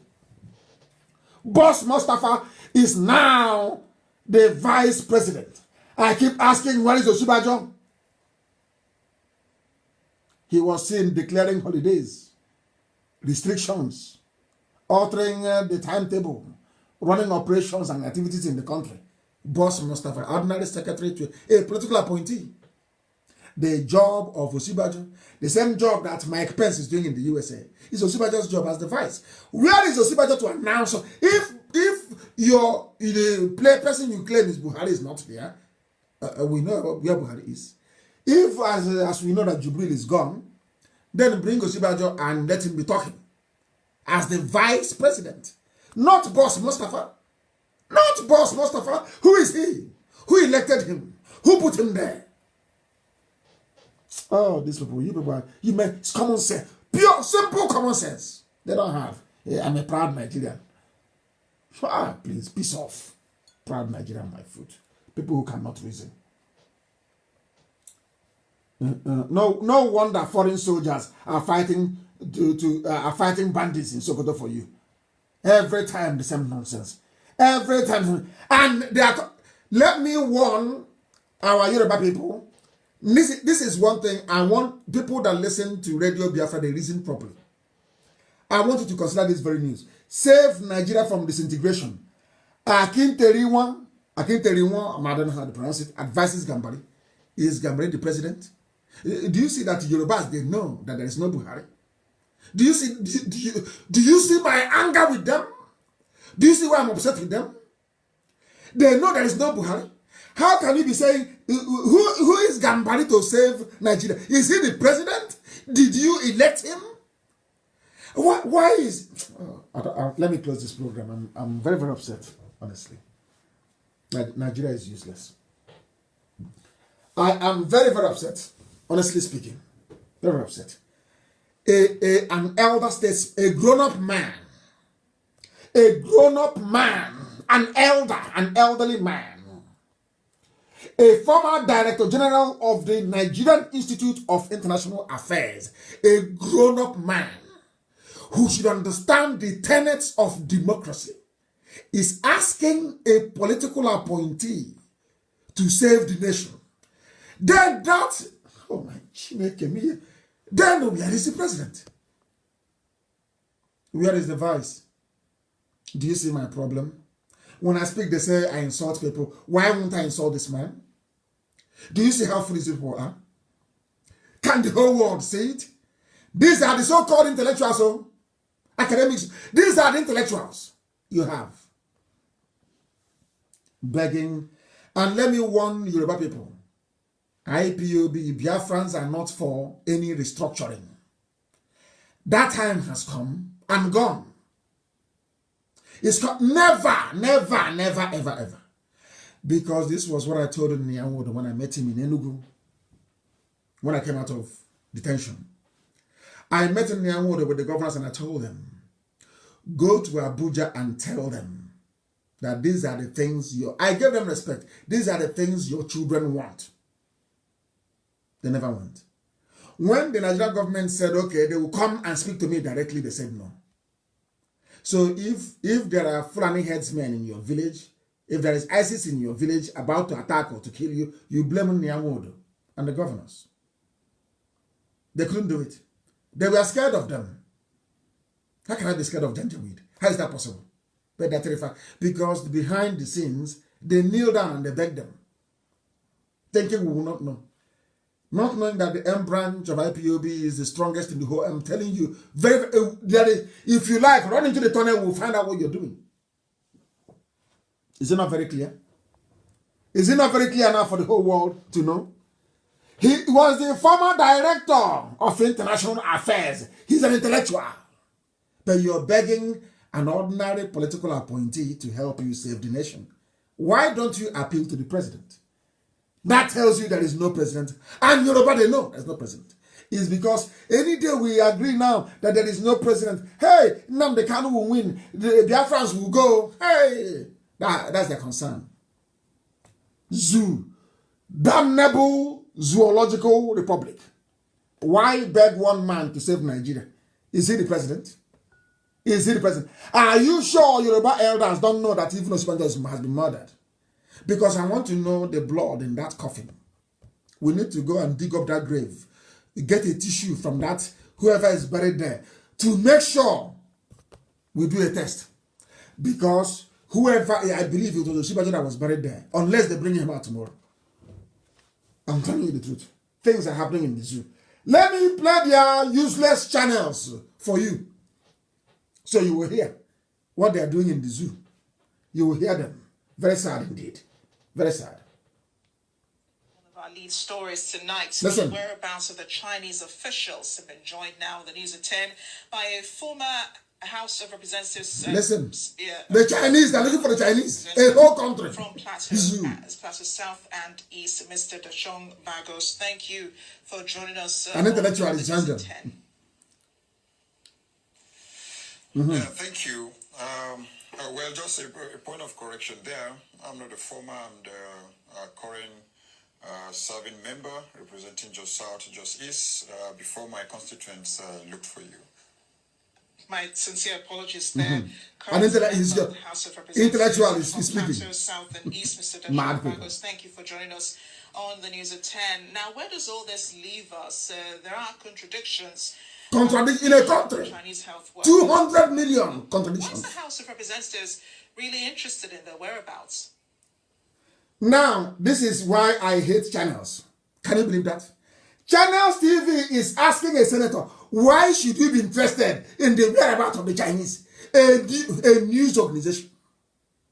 Do you see this one? Oh dear. That's well, if you could remember, on the 7th of April this year, listen, the Speaker of the House of Representatives, in his goodwill, after the outcry of Nigerians on why Chinese medical doctors will come into the country when we have professionals in the country that could and can handle the issue of COVID-19. The Speaker had a meeting with the Minister, his Minister of State, and the Minister assured the Speaker that he's going to brief him on all the activities of the Chinese nationals that will be coming in. And not only that, there were conditions that the Speaker gave the ministry that all the Chinese nationals should follow the NCDC protocol. And if the Speaker have taken steps, invariably, that's the House speaking. So, which means if we have done such through the Speaker, we need to know what is happening. And now, where we got so alarmed was when the Minister of Health said he don't know the whereabouts. The minister is saying he don't. The same minister that said, I'll come back and brief you, has come. The same minister that said, I will come back and brief you, now came back and said to the Speaker of the House of Representatives, I don't know where they I don't know where they are. How? Let's listen, Zoo. The whereabout, definitely Nigerians will ask the House of Representatives, they will ask the Speaker, well, you assured us that the nationals will follow protocol. So where are they? So that's why it's very important. Lawmakers do not know where the Chinese are. Health minister doesn't know where the Chinese are. COVID-19 don't know where the Chinese are. But somebody went and gave them an escort from the airport. Do you see how they are uselessing themselves? Do you see how foolish the zoo is? We have gone for 3 hours, but we must come to an end. I will continue with the rest later. But there are some things I want to say. Dear me, Zoological Republic. There are some people in Houston, Texas, who were part of this very family, but for some reason we are suspended. I am lifting the suspension tonight, Madam Chinyanapo, Lydia Okorie, and Anojulu, Madam Helen Anojulu. They are part of the family once again in Houston. They are part of the family once again in Houston. Very, very important that we welcome them back into the family. And I'm also announcing tonight that Ebel Nkemjika is the interim Delta State Coordinator. The Delta State Coordinator is Ebel Nkemjika. He will be in Delta to sort Delta out for us in the absence of our coordinator who has been wrongfully accused, or should I say wrongly accused and taken into custody, and we are fighting very hard for him, and he will come out, of course. All of our people will come out. And I want to thank all of you for listening this evening. You have seen how the zoo has gone. You are now witness to the hopelessness of the Zoological Republic. And I don't know if we have the time to have a look and take 1 or 2 questions tonight. But from today, as I've given you all the numbers, I would expect you, please, to make sure that you go and avail yourselves of those numbers, please. I want questions. I'm actually everywhere in our land. Oh, dear me. The supply of weapons have started. They are telling us they have supply. Somebody saying point of correction. I don't know what they want to correct. This is from who? Somebody said point of correction. I want to see what they wish to correct. They said point of correction. Oh no, please, I won't read that on air. What is your name? I don't even know your name. I can't read what is written on air. It's unbelievable. I need questions, please. I need questions, not felicitations. I need questions. Please. Where can you join IPOB in Lagos? I gave you those numbers. If you're looking for how to join IPOB, I gave you some numbers, please. Go back to those numbers. Let me see if I can repeat the numbers, please. Go, if you want to find out your nearest IPOB family, I will give you a number to call, or you start a family meeting yourself and then report later on, whichever one is good. But I must make it abundantly clear, please.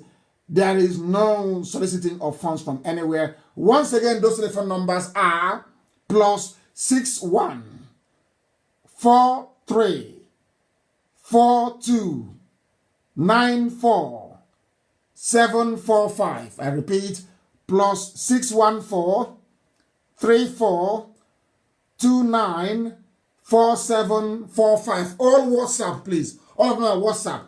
The second number is +614. Again, +614 784 89664. +614 784 89664. The third number is +44 74 59 13 9001. +44 74 59 13 9001. The last number is +44 744 023 8814. +44 744 023 8814. Any queries you have, any questions you have, please direct. That is our inquiry line. If you want to give us any report, it's on that line. If you want to find out how you can assist to stop the Janjaweed, the terrorists who are now in our land, you can also go any of those lines. Very, very important. Please, let me see if I can take one or two more questions. Then I will bring today's proceedings to a close. Let me see if I can take one or two more questions. Somebody saying, who is in charge of the zoo government now?